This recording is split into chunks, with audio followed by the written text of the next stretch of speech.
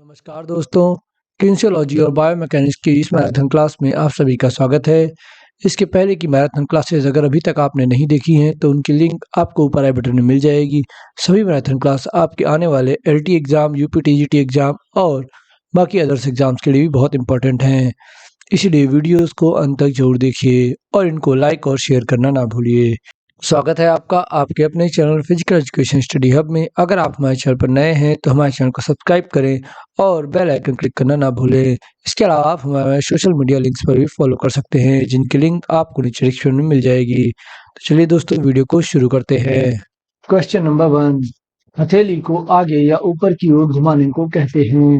Rotating the palm forward and upward is called. तो इसके option inversion, एक्सवर्जन, pronation या supination. तो हथेली को आगे या ऊपर की ओर घुमाने को क्या कहते हैं? तो इसका सही आंसर जिन लोगों को पता है वो कमेंट बॉक्स में कमेंट कर सकते हैं। और इसका सही आंसर है ऑप्शन डी, सुपाइनेशन। हथेली को आगे या ऊपर की ओर घुमाने को सुपाइनेशन कहते हैं। प्रोनेशन हथेली को नीचे की ओर घुमाने को कहते हैं और इवर्जन पैर के तलवों को बाहर की ओर करने को कहते हैं और इन्वर्जन पैर के तलवों को आमने सामने करने को कहते हैं।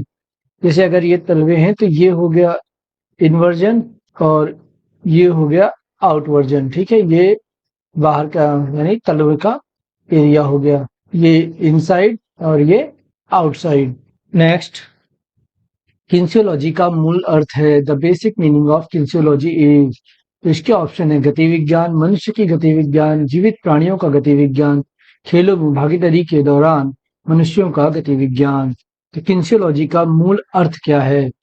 तो इसका सही आंसर है ऑप्शन ए, गति विज्ञान। किन्सियोलॉजी को हम गति विज्ञान या काइनेमैटिक्स कहते हैं।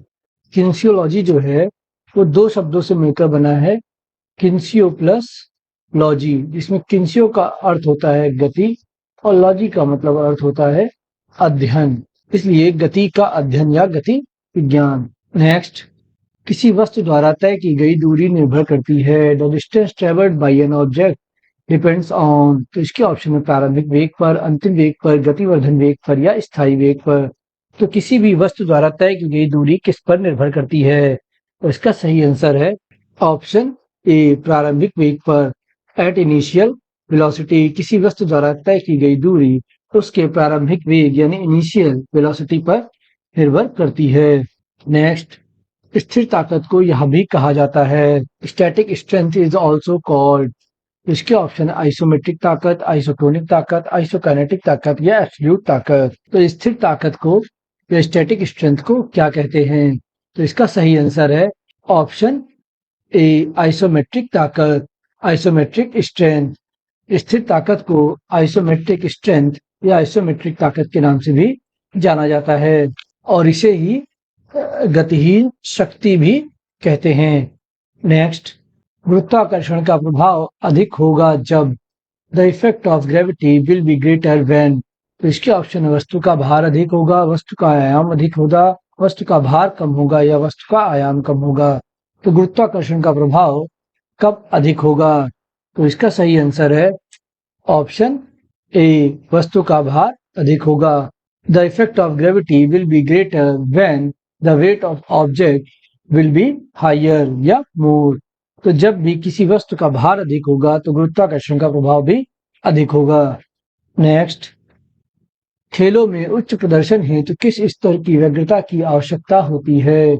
What level of anxiety is required to perform highly in sports? तो इसके ऑप्शन है बहुत ऊंचे स्तर की, ऊंचे स्तर की, इष्टतम स्तर की या नीचे स्तर की। तो खेलों में उच्च प्रदर्शन हेतु किस स्तर की एंजाइटी की आवश्यकता होती है? तो इसका सही आंसर है ऑप्शन सी, इष्टतम स्तर या ऑप्टिमम लेवल।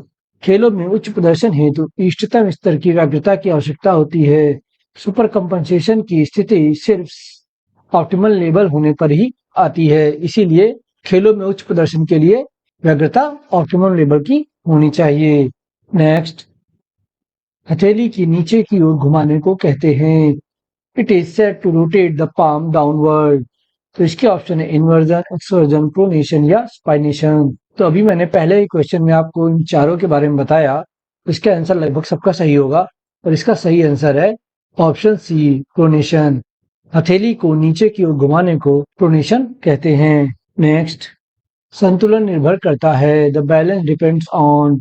इसके ऑप्शन है वस्तु के चौड़े आधार पर, वस्तु के अधिक ऊंचाई पर, वस्तु के हल्केपन पर, वस्तु के तंग आधार पर। तो संतुलन किस पर डिपेंड करता है? तो इसका सही आंसर है वस्तु के चौड़े आधार पर, on the wide base of the object. किसी भी वस्तु या ऑब्जेक्ट का बेस जितना वाइड यानी जितना चौड़ा होगा, वो वस्तु उतना ही ज्यादा संतुलन में होगी। नेक्स्ट, कौन सा उत्तोलक खेल प्रक्रिया में ज्यादा प्रभावशाली है? Which lever is more effective in the process of playing? इसके ऑप्शन है द्वितीय प्रकार का, प्रथम और द्वितीय प्रकार का, प्रथम प्रकार का या तृतीय प्रकार का। तो कौन सा उत्तोलक खेल प्रक्रिया में सबसे ज्यादा प्रभावी होता है? तो इसका सही आंसर है ऑप्शन सी, तृतीय प्रकार का, थर्ड टाइप। थर्ड टाइप का जो उत्तोलक होता है वो खेल प्रक्रिया में सबसे ज्यादा प्रभावशाली होता है। इस उत्तोलक में जो होता है वो बल यानी फोर्स, एक्सिस और रेजिस्टेंस यानी प्रतिरोध के बीच में होता है, यानी AFR, एक्सिस, फोर्स और रेजिस्टेंस। नेक्स्ट, कौन सी उत्तोलक में बल आधार और भार के बीच में होता है? In which lever is the force between the base and the weight? इसके ऑप्शन है प्रकार 1 व 2, प्रकार 1, प्रकार 2 या प्रकार 3। तो कौन से उत्तोलक में बल जो है वो आधार और भार के बीच में होता है? तो इसका सही आंसर है ऑप्शन डी, प्रकार 3, टाइप 3। टाइप 3 का जो लीवर होता है इसमें बल जो है वो आधार और भार के बीच में होता है, जो कि मैंने अभी आपको पिछले क्वेश्चन में भी बताया। नेक्स्ट, निम्नलिखित में से कौन सा बल का गुण नहीं है? Which of the following is not a property of force? तो इसके ऑप्शन है बल की दिशा, बल की रेखा, बल का स्रोत या बल संयोग का बिंदु। Point of force coincidence. तो इसके ऑप्शन है बल की दिशा, बल की रेखा, बल का स्रोत या बल संयोग का बिंदु। तो इनमें से कौन सा बल का गुण नहीं है? तो इसका सही आंसर है ऑप्शन सी, बल का स्रोत। बल का स्रोत, सोर्स ऑफ फोर्स, ये फोर्स की प्रॉपर्टी नहीं होती। नेक्स्ट, शरीर रचना विज्ञान के अंतर्गत अध्ययन किया जाता है। Anatomy is studied under. तो इसके ऑप्शन है मानव शरीर की गति क्रिया का, मानव प्रकृति का, मानव शरीर की संरचना का या मानव अंगों की क्रिया का। तो शरीर रचना विज्ञान के अंतर्गत किसका अध्ययन किया जाता है? तो इसका सही आंसर है ऑप्शन सी, मानव शरीर की संरचना का, the structure of human body. Anatomy के अंदर हम मानव शरीर की संरचना का अध्ययन करते हैं। नेक्स्ट, कोणीय चाल है, द एंगुलर स्पीड इज। इसके ऑप्शन है रेखीय दूरी की दर को कोणीय चाल कहते हैं, रेखीय या कोणीय दूरी की दर को कोणीय चाल कहते हैं, कोणीय दूरी की दर को कोणीय चाल कहते हैं या उपयुक्त सभी। तो कोणीय चाल यानी एंगुलर स्पीड क्या होती है? तो इसका सही आंसर है ऑप्शन सी, कोणीय दूरी की दर को कोणीय चाल कहते हैं। The rate of angular distance is called angular speed. जो कोणीय दूरी की दर होती है उसी को हम कोणीय चाल यानी एंगुलर स्पीड कहते हैं। नेक्स्ट, निम्नलिखित में से कौन सा तल शरीर को ऊपरी तथा निचले भागों में विभाजित करता है? Which of the following planes divided the body into upper and lower parts? तो इसके ऑप्शन है सेजिटल तल, ट्रांसवर्स तल, फ्रंटल तल या वर्टिकल तल। तो इनमें से कौन सा तल है जो शरीर को ऊपरी और निचली यानी अपर और लोअर बॉडी के पार्ट्स में डिवाइड करता है? तो इसका सही आंसर है ऑप्शन बी, ट्रांसवर्स तल, ट्रांसवर्स प्लेन। ट्रांसवर्स प्लेन जो होता है वो शरीर को ऊपरी और निचले भाग में डिवाइड होता है, इसीलिए इसे हॉरिजॉन्टल प्लेन भी कहते हैं। देखिए, अगर आपको प्लेन और एक्सिस के बारे में पूरा वीडियोस देखना है या पूरी जानकारी चाहिए तो चैनल पर ऑलरेडी एक एक्सिस और प्लेन्स का वीडियो पड़ा हुआ है, जिसकी लिंक मैं आपको आई बटन में दे देता हूं, जहां क्लिक करके आप उस वीडियो को देख सकते हैं। इससे आपके जो भी डाउट एक्सिस और प्लेन को लेके होते हैं वो सारे क्लियर हो जाएंगे। ये वीडियो ऑलरेडी बहुत ही ज्यादा वायरल है, बहुत ही लोगों ने इसको देखा है और अगर आपने अभी तक नहीं देखा है तो आई बटन पर क्लिक करके इसे जरूर देखिए। नेक्स्ट, निम्नलिखित में से कौन पेशी गति विज्ञान के पिता जाने जाते हैं? Who among the following is known as the father of muscle dynamics? तो इसके ऑप्शन है आर्किमिडीज, ग्रेडियन गोलेन, सुश्रुत या अरस्तु। तो पेशी गति विज्ञान का पिता किसे कहा जाता है? और इसका सही आंसर है ऑप्शन डी, अरस्तु। एरिस्टोटल को पेशी गति विज्ञान का पिता कहा जाता है। अगले क्वेश्चन से पहले अगर आपको हमारे क्वेश्चंस और हमारी ये सीरीज पसंद आई तो वीडियो को लाइक जरूर कर दीजिए, और अगर अभी तक आपने वीडियो को शेयर नहीं किया है तो इसे शेयर कर दीजिए। इसके अलावा आप हमें हमारे सोशल मीडिया लिंक्स पर भी फॉलो कर सकते हैं, जिनकी लिंक आपको नीचे डिस्क्रिप्शन में मिल जाएगी। तो अब बढ़ते हैं आगे। उत्तानन और अधोवर्तन गतियां संबंधित हैं। Elevation and downward motion are related to. तो इसके ऑप्शन है रेडियो अल्वर संधि से, कोहनी की संधि से, कंधे की संधि से या घुटने की संधि से। एलिवेशन एंड डाउनवर्ड मोशन किससे संबंधित है? तो इसका सही आंसर है ऑप्शन ए, रेडियो अल्वर संधि से या रेडियो अल्वर जॉइंट से। ट्रिटी लिखा है ना, इसको जॉइंट कहते हैं। उत्तानन और अधोवर्तन की जो गतियां होती हैं ये रेडियो अल्वर संधि से जुड़ी होती हैं। नेक्स्ट, किस प्रकार के उत्तोलक में भार बल तथा आलम के बीच में होता है? In which type of lever the weight between force and the axis? तो इसके ऑप्शन है टाइप 1, टाइप 2, टाइप 3 या उपयुक्त सभी। तो इनमें से किस प्रकार के लीवर में जो भार होता है, यानी जो वेट होता है या जो रेजिस्टेंस होता है, वो बल और एक्सिस के बीच में होता है? तो इसका सही आंसर है ऑप्शन बी, टाइप 2। टाइप 2 में भार जो होता है वो बल और आलम के बीच में होता है। देखिए, आप इसको ऐसे याद कर सकते हैं, एक्सिस यानी ए, जिसको हम फलक्रम भी कहीं कहीं लिखा पा सकते हैं, भार यानी डब्ल्यू यानी वेट, और इसको हम रेजिस्टेंस के नाम से भी जानते हैं यानी प्रतिरोध, ठीक। और बल यानी फोर्स। तो अगर हम यहाँ ए, डब्ल्यू और एफ का ये ले लें तो टाइप 2 कैसे बनेगा? तो टाइप 2 में ए, डब्ल्यू, एफ, ठीक। टाइप 3 मैं आपको पहले ही बता चुका हूं, इसमें क्या होता है, इसमें फोर्स बीच में होती है, तो ए, एफ, डब्ल्यू। और टाइप 1 में एफ, ए, डब्ल्यू, एक्सिस मिडिल में, इसमें वेट मिडिल में और इसमें फोर्स मिडिल में। इस तरीके से टाइप 1, टाइप 2 और टाइप 3 लीवर्स आप याद रख सकते हैं। इसको आप नोट कर लीजिए। नेक्स्ट, एक प्रक्षेप द्वारा प्रत्येक प्रक्षेप वर्ग की चोटी तक पहुंचने के लिए लगे समय को कहा जाता है। The time taken by a projectile to reach the peak of its trajectory is called. तो इसके ऑप्शन है उड़ान का समय, एसेंट का समय, डिसेंट का समय या उपयुक्त में से कोई नहीं। तो एक प्रक्षेप द्वारा प्रक्षेप वर्ग की चोटी तक पहुंचने में जो समय लगता है उसको क्या कहते हैं? तो इसका सही आंसर है ऑप्शन बी, एसेंट का समय, एक्सेंट टाइम। एक प्रक्षेप द्वारा प्रक्षेप वक्र की चोटी तक पहुंचने में लगे समय को एसेंट का समय या चढ़ाई का समय भी कहते हैं। नेक्स्ट, किसी दौड़ प्रतियोगिता में समय की तुलना में वेग में परिवर्तन कहलाता है। The change in velocity with respect to time in a race competition is called. इसके ऑप्शन है वेग, अवमंदन, चाल या त्वरण। तो वेग परिवर्तन की जो दर होती है उसको हम क्या कहते हैं? सीधा सीधा यहाँ पे ये पूछा है, तो इसका सही आंसर है ऑप्शन डी, त्वरण। वेग परिवर्तन की दर को त्वरण या एक्सेलरेशन कहते हैं। इसका फॉर्मूला होता है acceleration is equal to velocity upon time. यही इसमें कह भी रहा है कि the change of velocity with respect of time, यानी वेलोसिटी टाइम के रिस्पेक्ट में चेंज हो रही है तो ये क्या कहलाएगा? तो ये एक्सेलरेशन कहलाता है। त्वरण इज इक्वल टू वेग बटे चाल। नेक्स्ट, ठोस और तरल की गति के बीच प्रतिरोध कहलाता है। The distance between the motion of a solid and liquid is called. तो एक ठोस है और एक तरल है, इसके बीच जो प्रतिरोध कार्य करता है, जो रेजिस्टेंस होता है, उसको हम क्या कहते हैं? तो इसके ऑप्शन है रोलिंग घर्षण, फ्लूइडिक घर्षण, सॉलिड घर्षण या स्लाइडिंग घर्षण। तो इसका सही आंसर है ऑप्शन बी, फ्लूइड घर्षण। अगर एक ठोस है एक लिक्विड है तो इसके बीच जो घर्षण होगा उसको हम फ्लूइड फ्रिक्शन कहते हैं।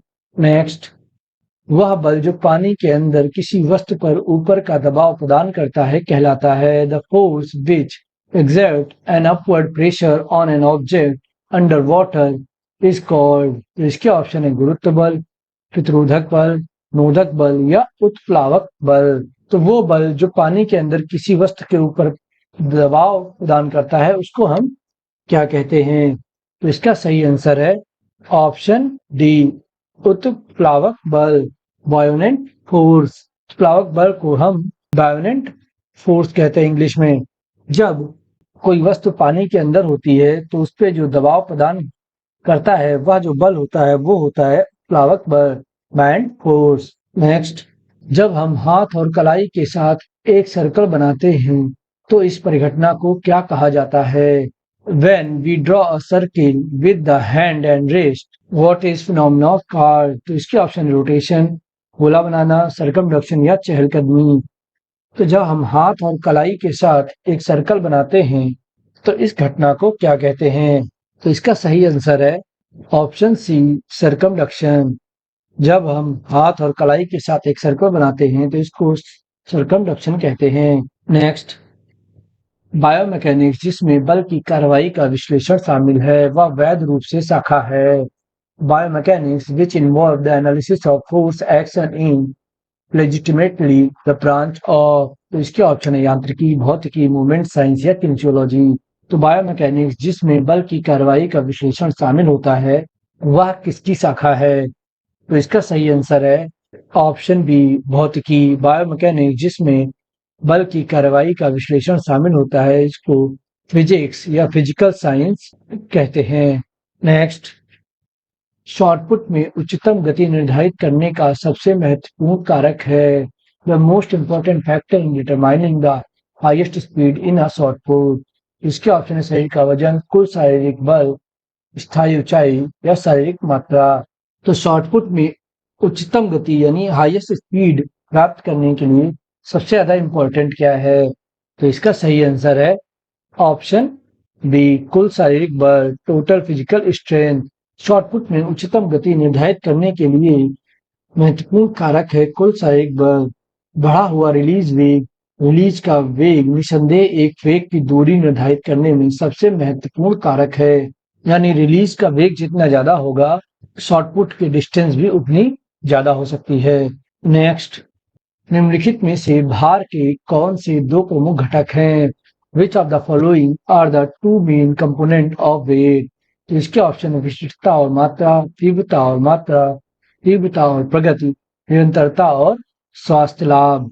तो इनमें से भार के दो प्रमुख घटक कौन से हैं? तो इसका सही आंसर है ऑप्शन बी, तीव्रता और मात्रा, इंटेंसिटी एंड वॉल्यूम। इंटेंसिटी और वॉल्यूम ये दोनों ही वेट के दो मेन कंपोनेंट होते हैं। लोड को मुख्य रूप से दो भागों में डिवाइड किया जाता है, यानी भार को दो भागों में डिवाइड किया जाता है। एक होता है बाहरी भार और ये एक होता है आंतरिक भार, यानी आउटर लोड और internal load. Question number 26, Newton की गति का तीसरा नियम जाना जाता है। What is Newton's third law of motion? तो इसके ऑप्शन है परिणामिक बल, त्वरण, जड़त्व या पारस्परिक कार्यवाही। तो न्यूटन के गति के तीसरे नियम को हम किस नाम से जानते हैं? तो जिन लोगों को भी इसका सही आंसर पता है वो कमेंट बॉक्स में कमेंट कर सकते हैं। और इसका सही आंसर है ऑप्शन डी, पारस्परिक कार्यवाही, रेसिप्रोकल एक्शन या एक्शन एंड रिएक्शन का नियम। न्यूटन के तीसरे नियम को प्रत्येक क्रिया के लिए एक समान और विपरीत प्रतिक्रिया होती है, यानी जो भी हम क्रिया करते हैं उसके अपोजिट में भी एक क्रिया होती है। तो इसीलिए इसको हम क्रिया प्रतिक्रिया का नियम या रेसिप्रोकल एक्शन या पारस्परिक कार्यवाही कहते हैं। हर एक्शन का एक रिएक्शन होता है। नेक्स्ट, मध्य तल शरीर को बांटता है। Medial plane divided the body into. तो इसके ऑप्शन है लंबाई के हिसाब से, ऊपरी और निचले हिस्सों में, अंग के हिसाब से, बाएं और दाएं हिस्से में। तो मीडियल प्लेन जो होता है वो शरीर को किसमें बांटता है? तो इसका सही आंसर है ऑप्शन डी, बाएं और दाएं हिस्से में। मध्य तल, जिसको हम मीडियल प्लेन कहते हैं, ये हमारे शरीर को दाएं और बाएं दो भागों में बांटता है।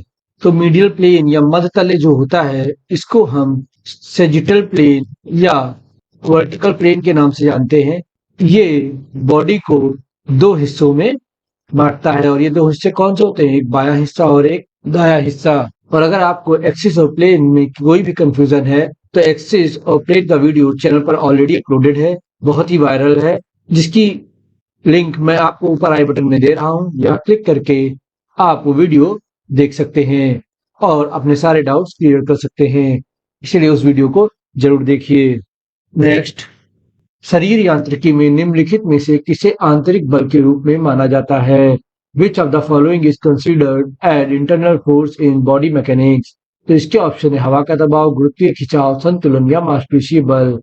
तो शरीर यांत्रिकी यानी बॉडी मैकेनिज्म में कौन से बल को आंतरिक बल के रूप में माना जाता है? तो इसका सही आंसर है ऑप्शन डी, मांसपेशीय बल, मसल फोर्स।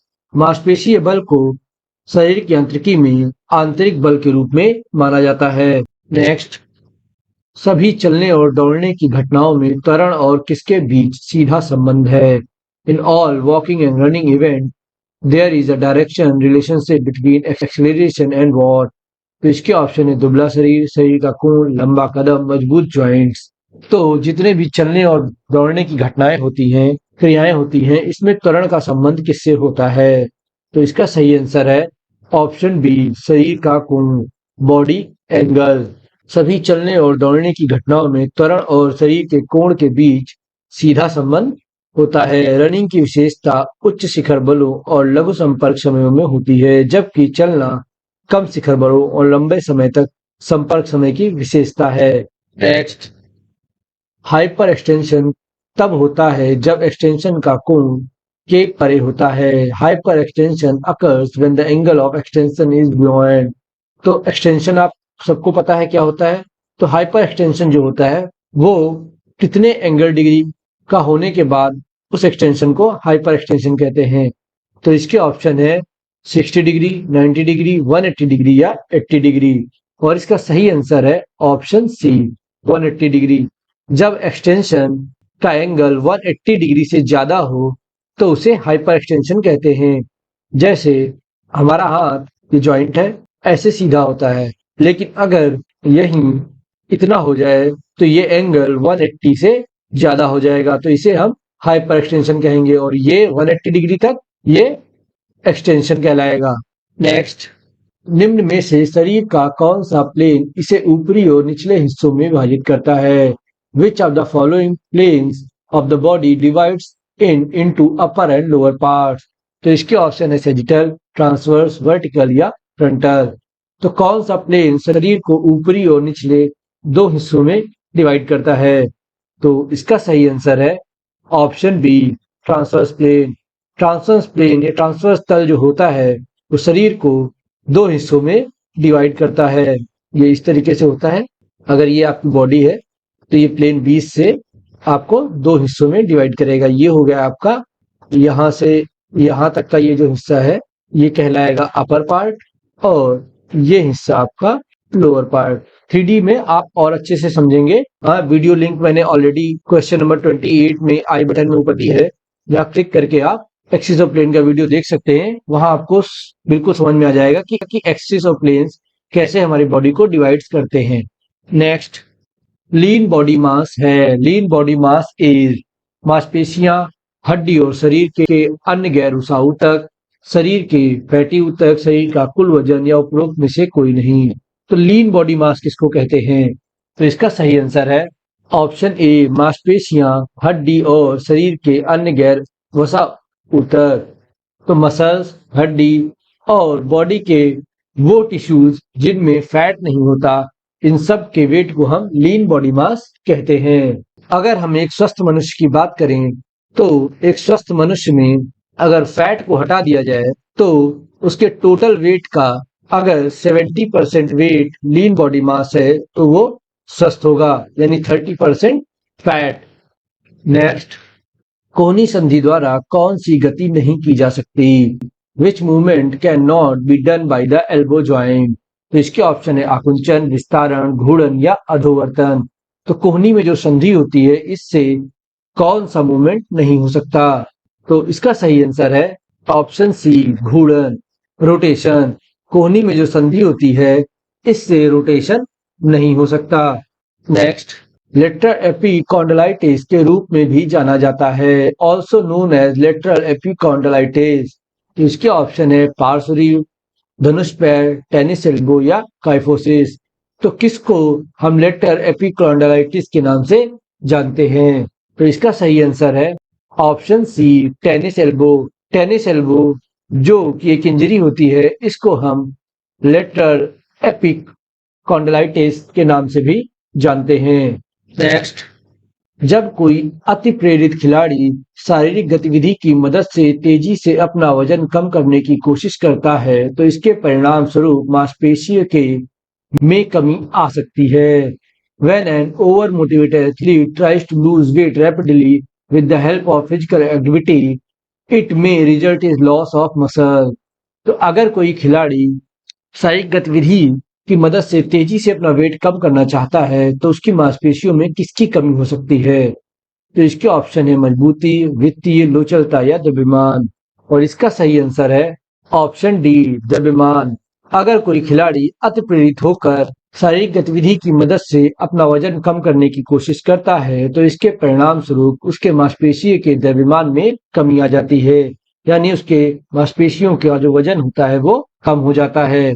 नेक्स्ट, समगतिकीय व्यायाम ऐसे खिलाड़ियों में ज्यादा लोकप्रिय हैं जो विकसित करना चाहते हैं। Isokinetic exercises are more popular among athletes who want to develop. तो इसके ऑप्शन है अच्छा तंत्रिका पेशी समन्वय, अच्छा मांसपेशीय धीरज, बहुत ज्यादा उच्च गति शक्ति या शानदार सटीकता स्तर। तो समगतिकी व्यायाम यानी आइसोकिनेटिक एक्सरसाइज किन एथलीट्स के बीच सबसे ज्यादा पॉपुलर है? तो इसका सही आंसर है ऑप्शन सी, बहुत ज्यादा उच्च गति शक्ति, too much high speed power. समगतिकी यानी आइसोकिनेटिक एक्सरसाइज उन एथलीट्स में ज्यादा पॉपुलर होती हैं जो अपने अंदर बहुत ज्यादा उच्च गति शक्ति यानी बहुत हाई स्पीड की पावर डेवलप करना चाहते हैं। नेक्स्ट, गतिशील संकुचन जिसका मतलब है बराबर तनन, इससे और क्या कहा जाता है? Dynamic contraction which means equal tension, what else it is called? तो इसके ऑप्शन है सांद्र संकुचन, उत्केंद्रित संकुचन, समतान संकुचन या स्थिर संकुचन। तो जो गतिशील संकुचन होता है इसको और क्या कहा जाता है? तो इसका सही आंसर है ऑप्शन सी, इक्विलिब्रियम कॉन्ट्रैक्शन, समतान संकुचन। नेक्स्ट, संतुष्टि के नियम का संबंध निम्न में से है। Which of the following is related to the law of satisfaction? तो इसके ऑप्शन है प्रभाव का नियम, तत्परता का नियम, अभ्यास का नियम या उपरोक्त में से कोई नहीं।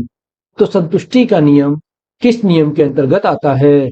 तो इसका सही आंसर है ऑप्शन ए, प्रभाव का नियम, लॉ ऑफ इफेक्ट। संतुष्टि का नियम लॉ ऑफ इफेक्ट यानी प्रभाव के नियम के अंतर्गत आता है। नेक्स्ट, एक उत्थान बल जो उच्च दबाव क्षेत्र से निम्न दबाव क्षेत्र की तरफ निर्देशित होता है। A uplift force which is directed from a high pressure area to a low pressure area. तो इसके ऑप्शन है मैग्नेस बल, प्रबलेंस बल, उत्प्लावक बल या विशिष्ट गुरुत्व। तो एक उत्थान बल जो उच्च दबाव क्षेत्र से निम्न दबाव क्षेत्र की तरफ होता है उसको क्या कहते हैं? तो इसका सही आंसर है ऑप्शन ए, मैग्नेस फोर्स। एक उत्थान बल जो उच्च दबाव क्षेत्र से निम्न दबाव क्षेत्र की तरफ लगता है उसको मैग्नेस बल कहा जाता है। मैग्नेस प्रभाव के कारण ही जो टेनिस की बॉल होती है वो कर्व बनाती है।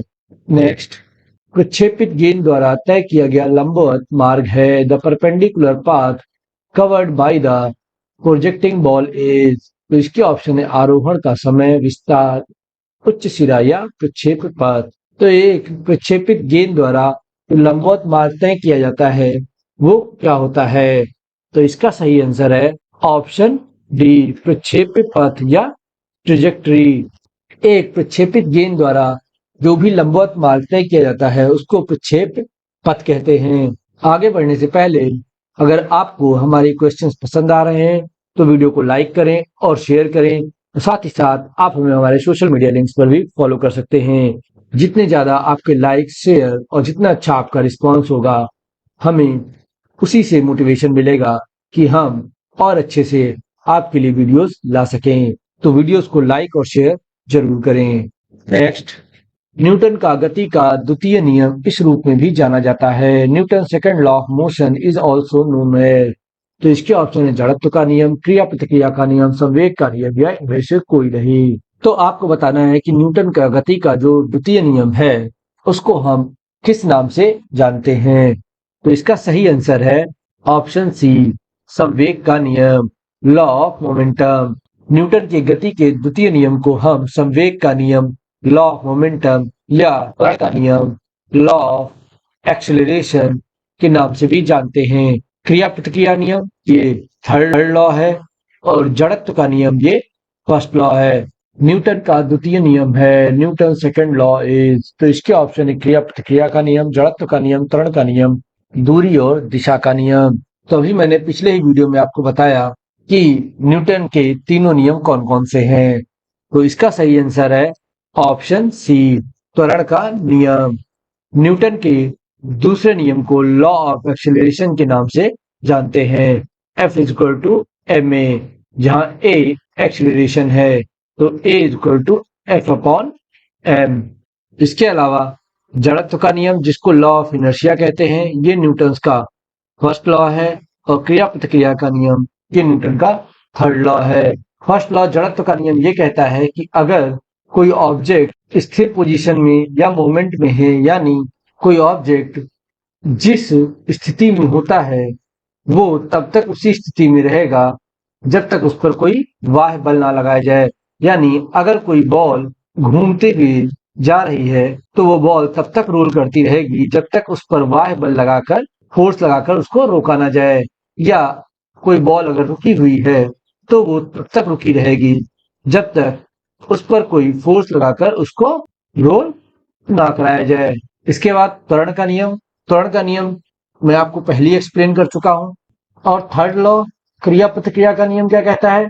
तो क्रिया प्रतिक्रिया का नियम ये कहता है कि अगर कोई एक्शन होगा तो उसका रिएक्शन भी होगा।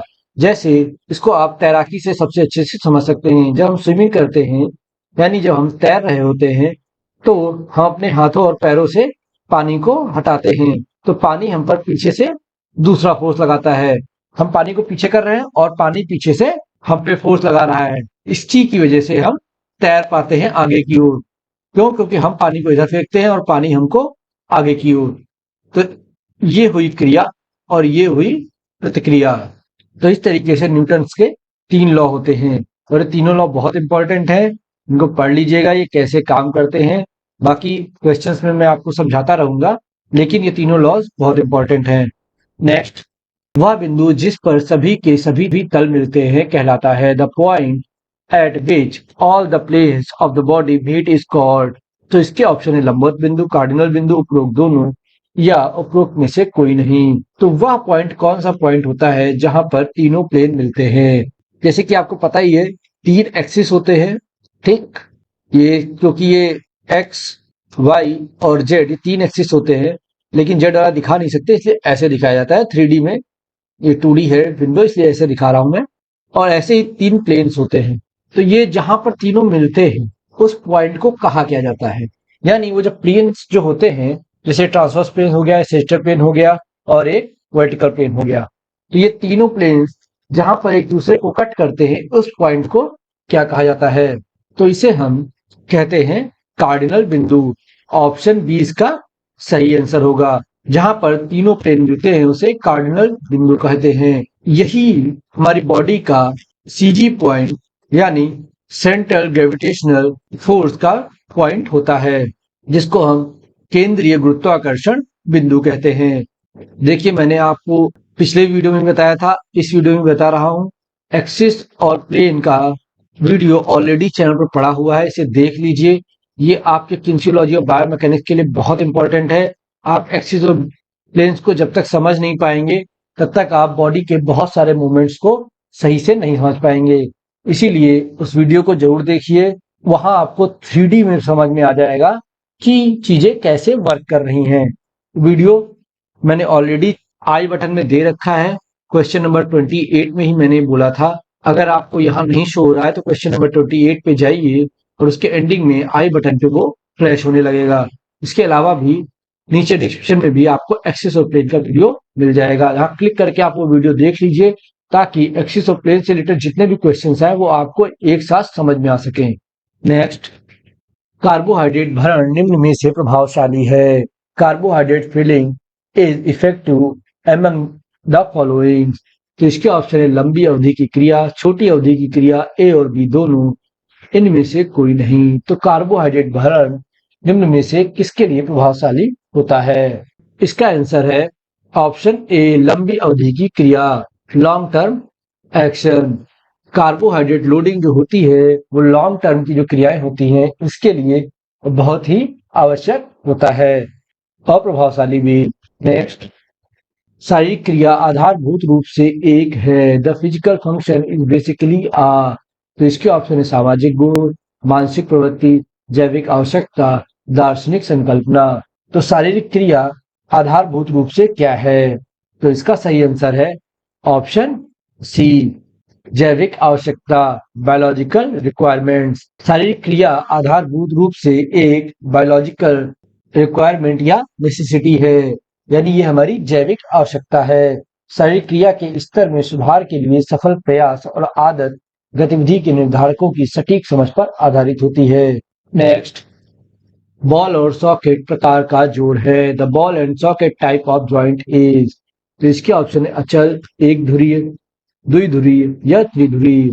तो बॉल और सॉकेट का ज्वाइंट जो होता है वो किस तरीके का ज्वाइंट होता है? तो इसका सही आंसर है ऑप्शन डी, त्रिध्रुवीय जोड़। बॉल एंड सॉकेट का ज्वाइंट 3 डायमेंशनल ज्वाइंट होता है। नेक्स्ट, निम्नलिखित में से एक स्थूलवत जोड़ का बेहतरीन उदाहरण है। One of the following is a classical example of microscopic joint. तो इसके ऑप्शन है कंधों का जोड़, कूल्हे का जोड़, कलाई का जोड़ या गर्दन का जोड़। तो स्थूलवत जोड़ का सबसे अच्छा उदाहरण कौन सा है? तो इसका सही आंसर है ऑप्शन सी, कलाई का जोड़, रिस्ट का ज्वाइंट। स्थूलवत जोड़ का सबसे अच्छा उदाहरण कलाई का जोड़ है। नेक्स्ट, कौन से उत्तोलक में बल आधार तथा प्रतिरोध के बीच में होता है? Which lever has the force between its base and the resistance. तो मैंने आपको कल जो पार्ट 1 वीडियो था किन्सियोलॉजी का उसमें मैंने आपको तीनों लीवर्स बताए थे, टाइप 1, टाइप 2 और टाइप 3। तो ये क्वेश्चन उसी से रिलेटेड है कि किस टाइप के लीवर में बल जो होता है यानी जो फोर्स होती है वो आधार और प्रतिरोध के बीच में होती है। तो इसका सही आंसर है ऑप्शन सी, टाइप 3। जो फोर्स होती है वो बेस और रेजिस्टेंस के बीच में टाइप 3 प्रकार के लीवर में होता है। नेक्स्ट, जब कोई जोड़ गति करता है तथा इस दौरान उस जोड़ की दो हड्डियों के बीच कौन नहीं होगा? यहाँ पे कोण यानी एंगल होगा। बढ़ता है तो इस प्रकार की गति को क्या कहते हैं? When a joints move and the angle between two bones are increase then what is the type of motion called. देखिए यहाँ पे इसका इंग्लिश ट्रांसलेशन गलत हो जाएगा क्योंकि वहां पे कौन लिखा हुआ था इसलिए वो ट्रांसलेशन में भी गलती होगी, लेकिन आपको क्वेश्चन समझ में आ गया होगा कि जब कोई जोड़ गति करता है तो उसमें जो एंगल होता है दोनों हड्डियों के बीच का जब वो बढ़ता है तो उस मोशन को या उस गति को कहा किया जाता है? तो इसके ऑप्शन है संकुचन, अवतानन, घूर्णन या विस्तार। तो इसका सही आंसर है ऑप्शन डी, विस्तार, एक्सपेंशन। जब कोई जोड़ गति करता है और हड्डियों के बीच का जो एंगल होता है ये बढ़ता है तो इसको हम एंगल का एक्सपेंशन कहते हैं। नेक्स्ट, महिलाओं में निम्न या केंद्रीय गुरुत्वाकर्षण उनकी गति को बनाता है। इन women the low and centre gravity makes there motion. तो इसके ऑप्शन है बहुत अस्थायी, गतिवान, धीमा या बहुत स्थायी। तो महिलाओं में जो निम्न या केंद्रीय गुरुत्वाकर्षण की जो स्थिति होती है वह महिलाओं की गति को क्या बनाती है? तो इसका सही आंसर है ऑप्शन डी, बहुत स्थायी, वेरी स्टेबल। महिलाओं में जो सेंट्रल ग्रेविटी पॉइंट होता है वो नीचे की तरफ होता है, तो इसीलिए महिलाओं की जो मूवमेंट होता है वो बहुत ही ज़्यादा स्टेबल होता है। सेंटर ऑफ ग्रेविटी के बारे में अगर आप ज़्यादा जानना चाहते हैं तो सेंटर ऑफ ग्रेविटी का वीडियो ऑलरेडी चैनल पर अपलोडेड है। बहुत छोटा सा वीडियो है, 3 से 4 मिनट का। उसमें आपको सेंटर ऑफ ग्रेविटी का पॉइंट कैसे, कहाँ, क्यों होता है, ये सब आपको समझ में आ जाएगा। इसकी लिंक आपको मैं ऊपर आई बटन में दे रहा हूँ, यहाँ क्लिक करके आप वो वीडियो भी देख सकते हैं। ये वीडियो जो मैंने आपको सजेस्ट किए हैं ये बहुत ही इंपॉर्टेंट है, इसलिए इन वीडियोस को जरूर देख लीजिए।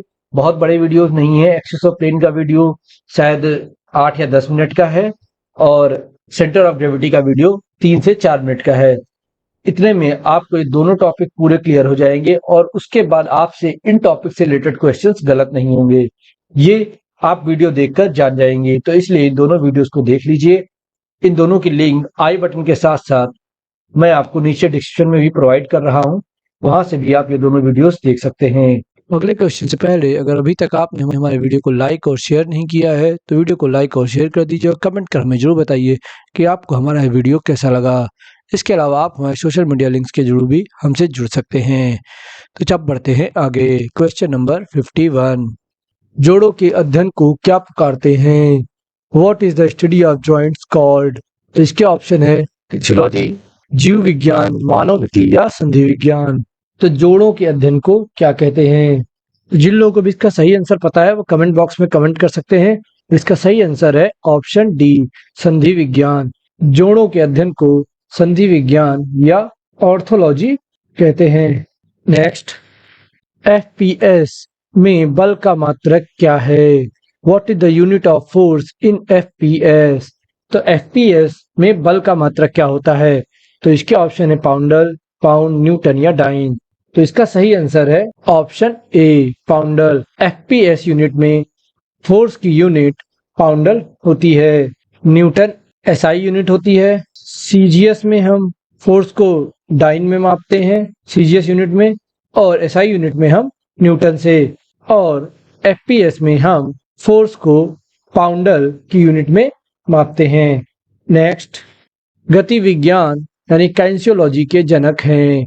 The father of kinesiology is?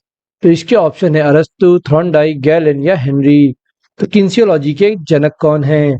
तो इसका सही आंसर है ऑप्शन ए, अरस्तु। किन्सियोलॉजी के जनक एरिस्टोटल या अरस्तु हैं। नेक्स्ट, आकुंचन या आकुंचन होता है। प्रोट्रैक्शन और रिट्रैक्शन अकर्स इन? तो इसके ऑप्शन नितंब के जोड़ में, कंधे के जोड़ में, कोहनी के जोड़ में या घुटने के जोड़ में। तो आकुंचन और आकुंचन यानी प्रोट्रैक्शन और रिट्रैक्शन की जो गति होती है ये कहाँ पर होती है?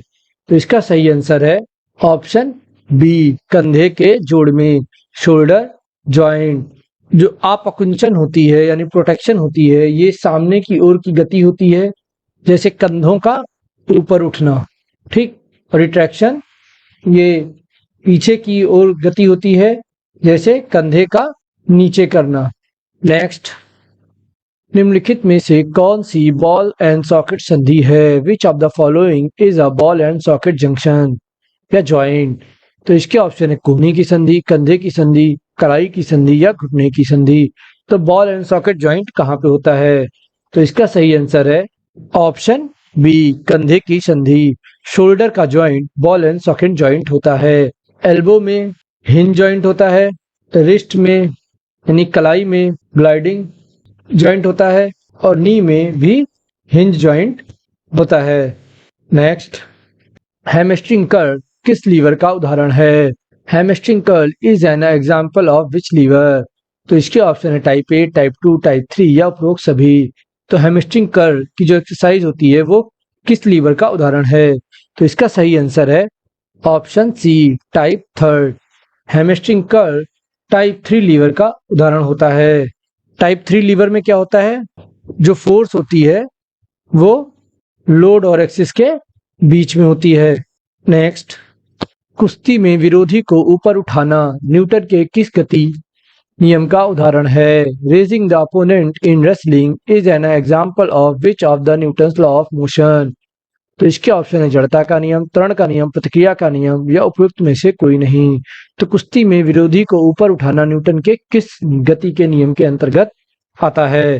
तो इसका सही आंसर है ऑप्शन ए, जड़ता का नियम या लॉ ऑफ इनर्शिया।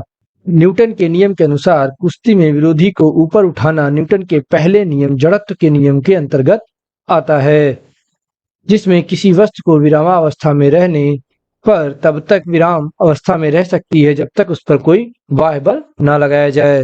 नेक्स्ट, तैराक शरीर की ऊष्मा को पानी में किस प्रक्रिया के तहत छोड़ते हैं? By which process do swimmers release body heat into water?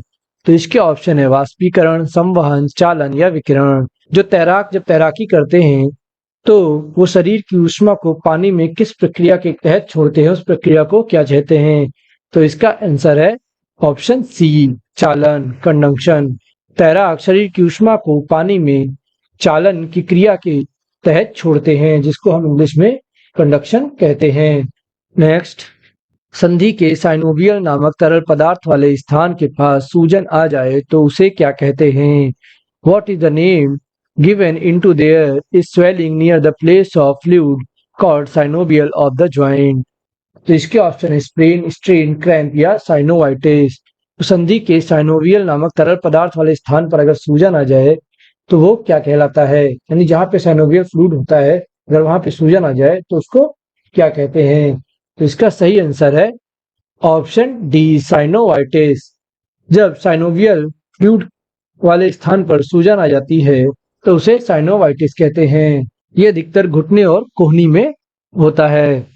Next, set के आदेश पर स्प्रिंटर होता है। On the order of set the sprinter is. तो इसके ऑप्शन है स्थिर संतुलन में, न्यूट्रल संतुलन में, अस्थिर संतुलन में, उपयुक्त में से कोई नहीं। तो सेट के आदेश पर जो स्प्रिंटर होता है वो किस स्थिति में होता है? तो इसका सही आंसर है अस्थिर संतुलन में, इन अनस्टेबल इक्विलिब्रियम। सेट के आदेश पर जो स्प्रिंटर होता है वो अस्थिर संतुलन में होता है, यानी उसका संतुलन बहुत ही अनस्टेबल होता है। नेक्स्ट, चलने की जटिल प्रक्रिया का विश्लेषण तथा वर्णन सबसे प्रथम किस व्यक्ति ने किया था? Who was the first to analyse and describe the complex process of walking? तो इसके ऑप्शन है अरस्तु, हिप्पोक्रेट्स, आर्किमिडीज या गैलन।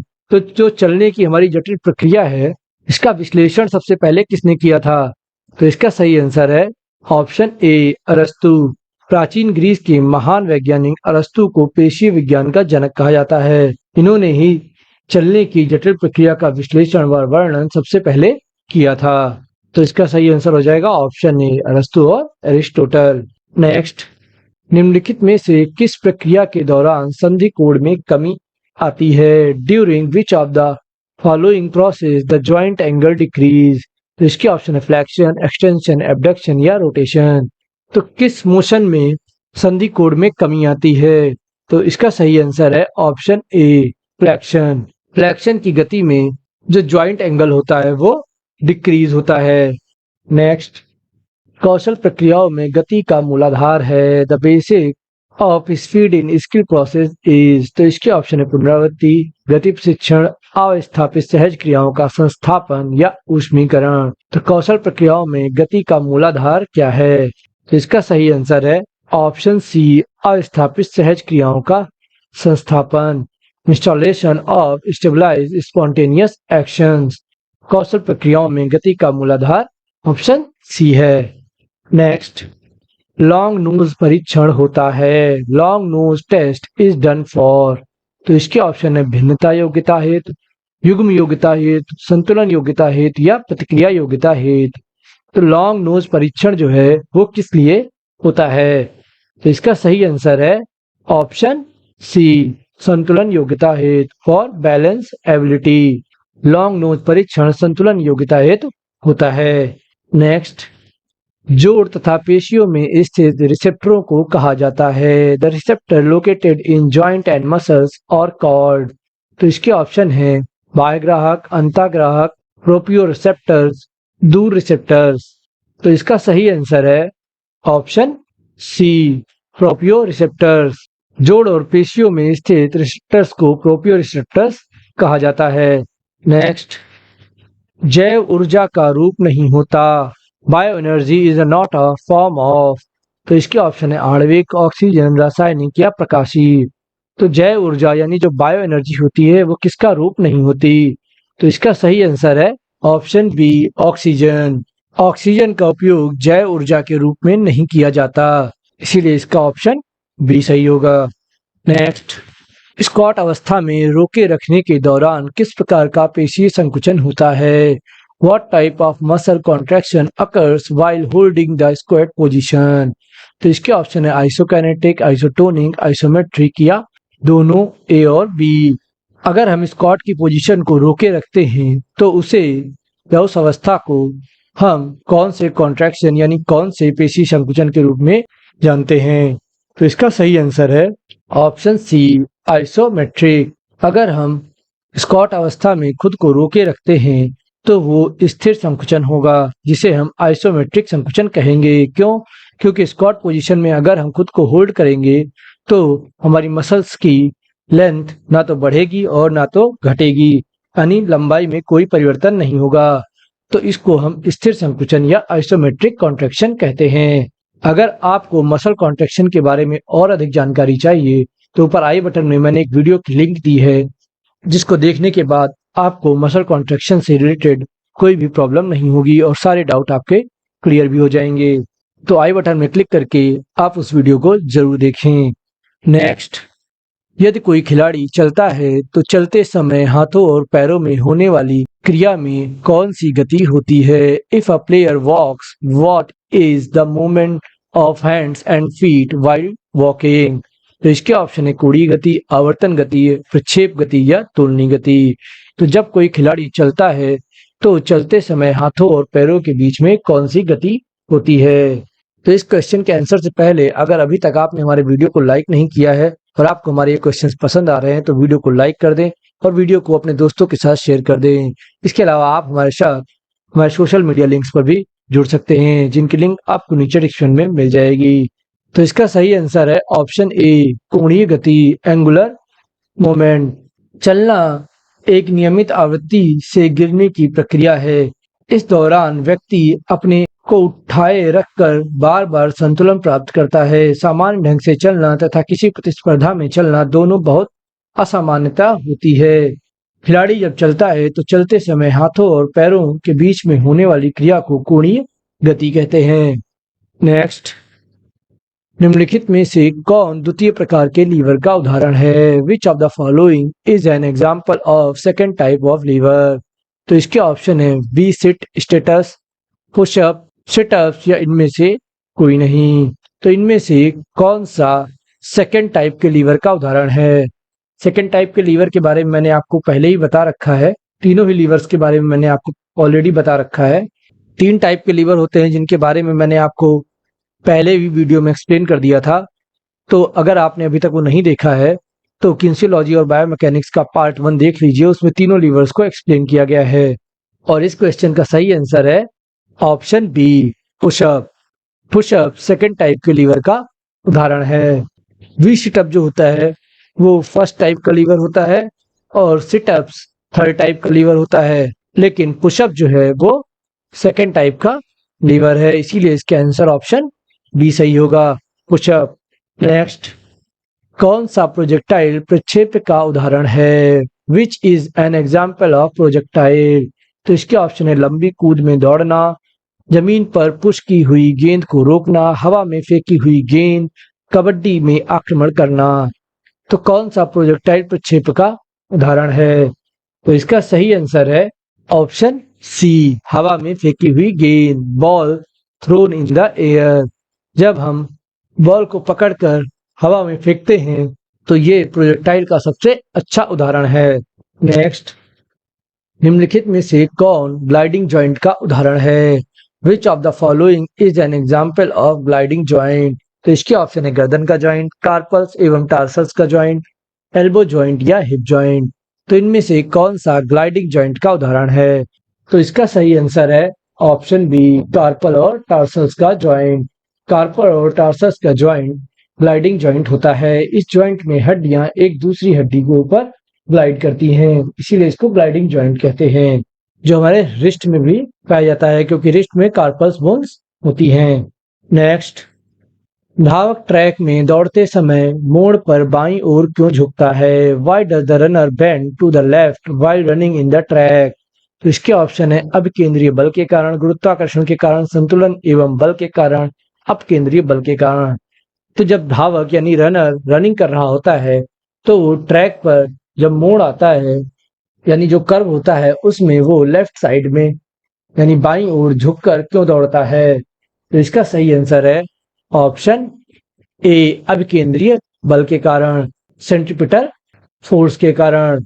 वृत्ताकार पथ में केंद्र की ओर लगने वाले बल को अभिकेंद्रीय बल या सेंट्रीपिटल फोर्स कहते हैं। तो जब भी धावक कर्व में दौड़ता है तो सेंट्रीपिटल फोर्स की वजह से वो बाईं ओर झुकता है, जिससे उसका संतुलन भी बना रहता है। नेक्स्ट, कोहनी व घुटने में किस प्रकार की संधि पाई जाती है? What type of joint is found between the elbow and नी? तो इसके ऑप्शन है विसर्पी संधि, खूंटी संधि, कब्जा संधि या कंदुकखलिका संधि। तो कोहनी व घुटने की संधि किस प्रकार की संधि होती है? तो इसका सही आंसर है ऑप्शन सी कब्जा संधि। हिंज जॉइंट, कोहनी और घुटने में हिंज जॉइंट पाया जाता है। नेक्स्ट, लंबी अस्थियों का मानव शरीर में कार्य है। The function of long bones in the human body is?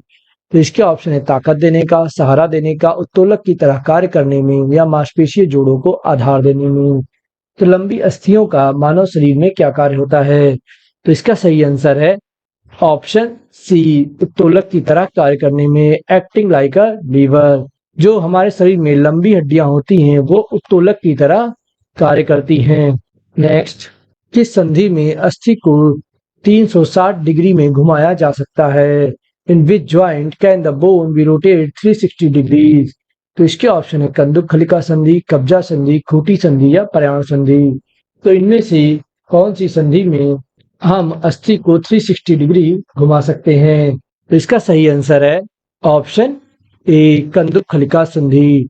Ball and socket joint, ball and socket joint में हम हड्डी को 360 डिग्री तक घुमा सकते हैं। जैसे हमारे कंधे का जॉइंट, कंधे में हम हाथ को 360 डिग्री तक घुमा सकते हैं। कब्जा संधि जिसको हम हिंज जॉइंट कहते हैं, ये आपको पता है हमारे घुटने और कोहनी में पाया जाता है। पेग जॉइंट यानी खूंटी संधि आपको पता है, ये सिर की गति होती है, गर्दन में पाया जाता है। पर्याण संधि यानी इसको हम अकुलेशन जॉइंट भी कहते हैं, ये हमें अंगूठे के जोड़ में पाया जाता है। क्वेश्चन नंबर 76, किसका उखड़ा जोड़ हम देख सकते हैं? Whose dislocated joint can we see? तो इसके ऑप्शन है कंधा, पैर, हाथ या छाती। तो जिन लोगों को भी इसका सही आंसर पता है वो कमेंट बॉक्स में कमेंट कर सकते हैं किसका उखड़ा हुआ जोड़ हमको दिखाई देता है। तो इसका सही आंसर है ऑप्शन ए कंधा। शोल्डर के डिसलोकेशन यानी डिसलोकेटेड होने का जॉइंट हमको दिखाई देता है। नेक्स्ट, दौड़ने के लिए बनाए गए पथ की स्टैंडर्ड माप क्या होती है? What is the standard measurement of the running path? इसके ऑप्शन है 400 मीटर, 800 मीटर, 200 मीटर या 600 मीटर। तो दौड़ने के लिए जो रनिंग ट्रैक बनाया जाता है उसकी स्टैंडर्ड माप क्या होती है, यानी स्टैंडर्ड ट्रैक की माप क्या होती है? तो इसका सही आंसर है ऑप्शन ए 400 मीटर। अंतरराष्ट्रीय एथलेटिक फेडरेशन द्वारा 400 मीटर की ट्रैक को स्टैंडर्ड ट्रैक माना गया है, इसीलिए इसकी माप 400 मीटर होती है। ट्रैक 4 प्रकार के होते हैं। पहला ग्रास ट्रैक, दूसरा सिंडर ट्रैक, तीसरा सिंथेटिक ट्रैक और चौथा क्ले ट्रैक यानी घास का मैदान, सिलेंडर ट्रैक यानी राखी का धावन, सिंथेटिक यानी कृत्रिम और क्ले यानी मिट्टी का धावन पथ। इस तरीके से 4 तरीके के रनिंग ट्रैक हो सकते हैं। नेक्स्ट, बायोमैकेनिक्स के शब्दों में गुरुत्वाकर्षण का हमारे ऊपर क्या असर होता है? In the world of biomechanics what is the effect of gravity on earth? इसके ऑप्शन स्थायित्व, भार, संतुलन या आयतन। तो बायोमैकेनिक्स के शब्दों में जो ग्रेविटी होती है उसका हम पर क्या असर होता है? तो इसका सही आंसर है ऑप्शन बी भार। बायोमैकेनिक्स के शब्दों में गुरुत्वाकर्षण का असर हमारे भार पर होता है। गुरुत्वाकर्षण केंद्र वह बिंदु है जिस पर किसी वस्तु अथवा व्यक्ति का प्रभावी भार केंद्रित रहता है। इसीलिए इसका आंसर ऑप्शन बी भार होगा। औसतन मानव शरीर में उसके वजन के केंद्र उसकी लंबाई के 55 से 60% भाग पर गुरुत्व केंद्र निहित होता है। खिलाड़ियों का गुरुत्व केंद्र स्थायी नहीं होता। खिलाड़ी का गुरुत्व केंद्र समय, स्थान और खिलाड़ी के शरीर की स्थिति के साथ साथ परिवर्तित होता है। यानी खिलाड़ियों का जो सीजी पॉइंट यानी ग्रेविटेशनल पॉइंट होता है वो समय यानी टाइम, स्थान यानी प्लेस और शरीर की स्थिति के अनुसार चेंज होता रहता है। नेक्स्ट, पुरुषों की तुलना में महिलाओं के शरीर का कौन सा भाग तुलनात्मक रूप से चौड़ा होता है?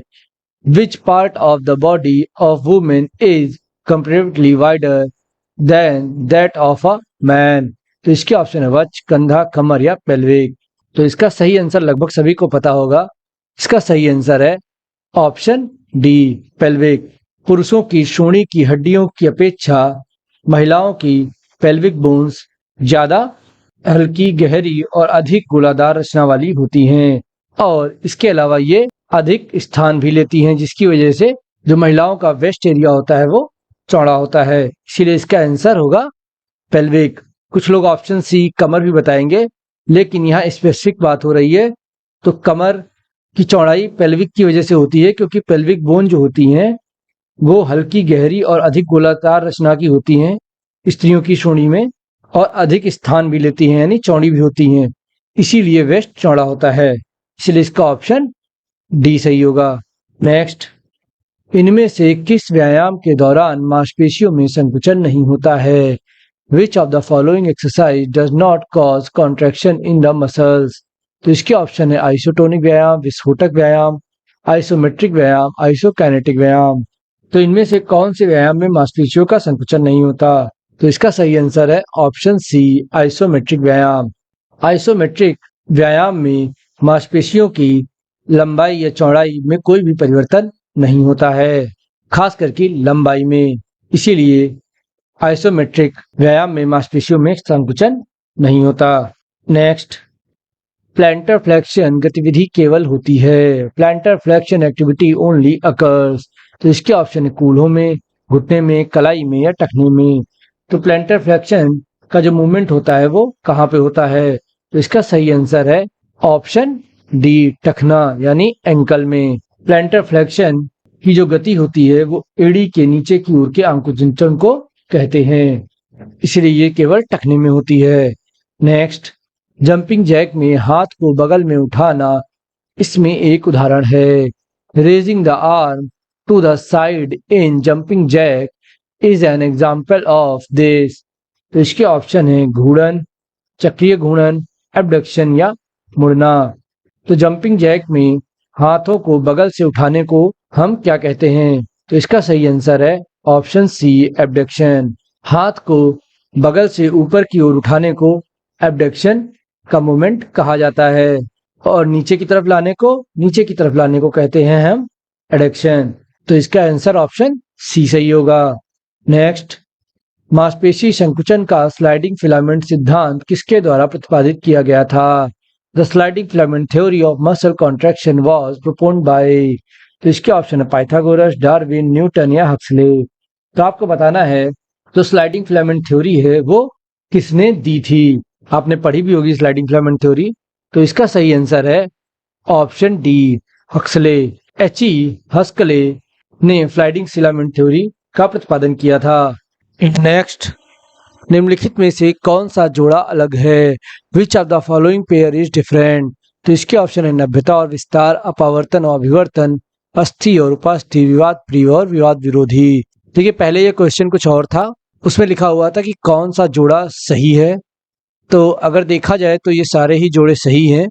हो सकता है हिंदी में आपको थोड़ा तकलीफ हो, लेकिन इंग्लिश में अगर आप देखेंगे तो सब एक तरीके से जोड़े ही हैं। तो देखिए, इंग्लिश में चलते हैं। फ्लेक्शन और एक्सटेंशन दोनों एक साथ होती हैं। अगर एक फ्लेक्शन होता है तो ये दूसरी तरफ एक्सटेंशन, ये भी एगोनिस्टिक और एंटागोनिस्टिक, ये भी।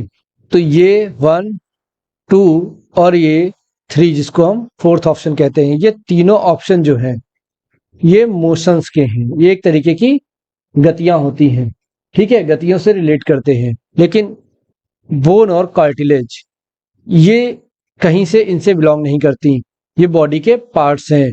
तो इसका सही आंसर हो जाएगा ऑप्शन सी, अस्थि और उपास्थि, बोन और कार्टिलेज, इसीलिए इसका आंसर ऑप्शन सी सही होगा। नेक्स्ट, मांसपेशी संकुचन के दौरान यदि किसी मांसपेशी के आकार में कोई परिवर्तन नहीं होता तो इस संकुचन को कहते हैं। If there is no change in the shape of the muscle during muscle contraction then this contraction is called. तो इसके ऑप्शन है आइसोमेट्रिक, आइसोटोनिक, आइसोकाइनेटिक या काइनेटिक। तो अगर मांसपेशी के आकार में कोई परिवर्तन नहीं होता है तो हम उस कॉन्ट्रैक्शन को क्या कहते हैं? तो उस कॉन्ट्रैक्शन को कहते हैं option A isometric. Isometric contraction में मांसपेशियों के आकार में कोई परिवर्तन नहीं होता। नेक्स्ट, शरीर के निम्न क्षेत्रों को कौन ऊपर और नीचे के भागों में विभाजित करता है? Which of the following region of the body are divided into upper and lower parts? तो इसके ऑप्शंस हैं ट्रांसवर्स, सैजिटल, ऊर्ध्वाधर या अग्रभाग। तो कौन सा प्लेन यानी फॉलोइंग रीजन जो लिखा है इसमें प्लेन की बात की गई है। कौन सा प्लेन शरीर को ऊपर और नीचे के दो भागों में डिवाइड करता है? तो इसका सही आंसर है option A transverse plane. Transverse तल जो होता है वो शरीर को अपर और लोअर दो पार्ट्स में डिवाइड करता है। नेक्स्ट, संधि और पेशियों के बीच स्थित अभिग्राहक को कहते हैं। The receptor located between the joint and the muscle is called. तो इसके ऑप्शन है बाह्य अभिग्राहक, अंतः अभिग्राहक, स्वामित्व अभिग्राहक या तूरीय अभिग्राहक। तो संधि और पेशियों के बीच में जो अभिग्राहक होते हैं उनको क्या कहते हैं, यानी उन रिसेप्टर्स को क्या कहते हैं? तो इसका सही आंसर है ऑप्शन सी स्वामित्व अभिग्राहक यानी प्रोप्रियो रिसेप्टर्स। प्रोप्रियो रिसेप्टर्स अस्थि और पेशियों के बीच के रिसेप्टर्स को कहा जाता है। नेक्स्ट, पेशी और संधि दाह प्रतिक्रिया के उपचार में कौन सा रसायन उपयोग होता है? Which chemical is used in the treatment of muscular and rheumatic inflammatory reaction? तो इसके ऑप्शन है कॉर्टिसन, बोट्यूलिनम, एपेंडुलर स्टेरॉयड इंजेक्शन या ऊपरी कोई नहीं। तो पेशी और संधि यानी जॉइंट इंफ्लेमेटरी रिएक्शंस जो होती हैं इसमें कौन सा केमिकल यूज होता है? तो इसका सही आंसर है ऑप्शन ए कॉर्टिसन।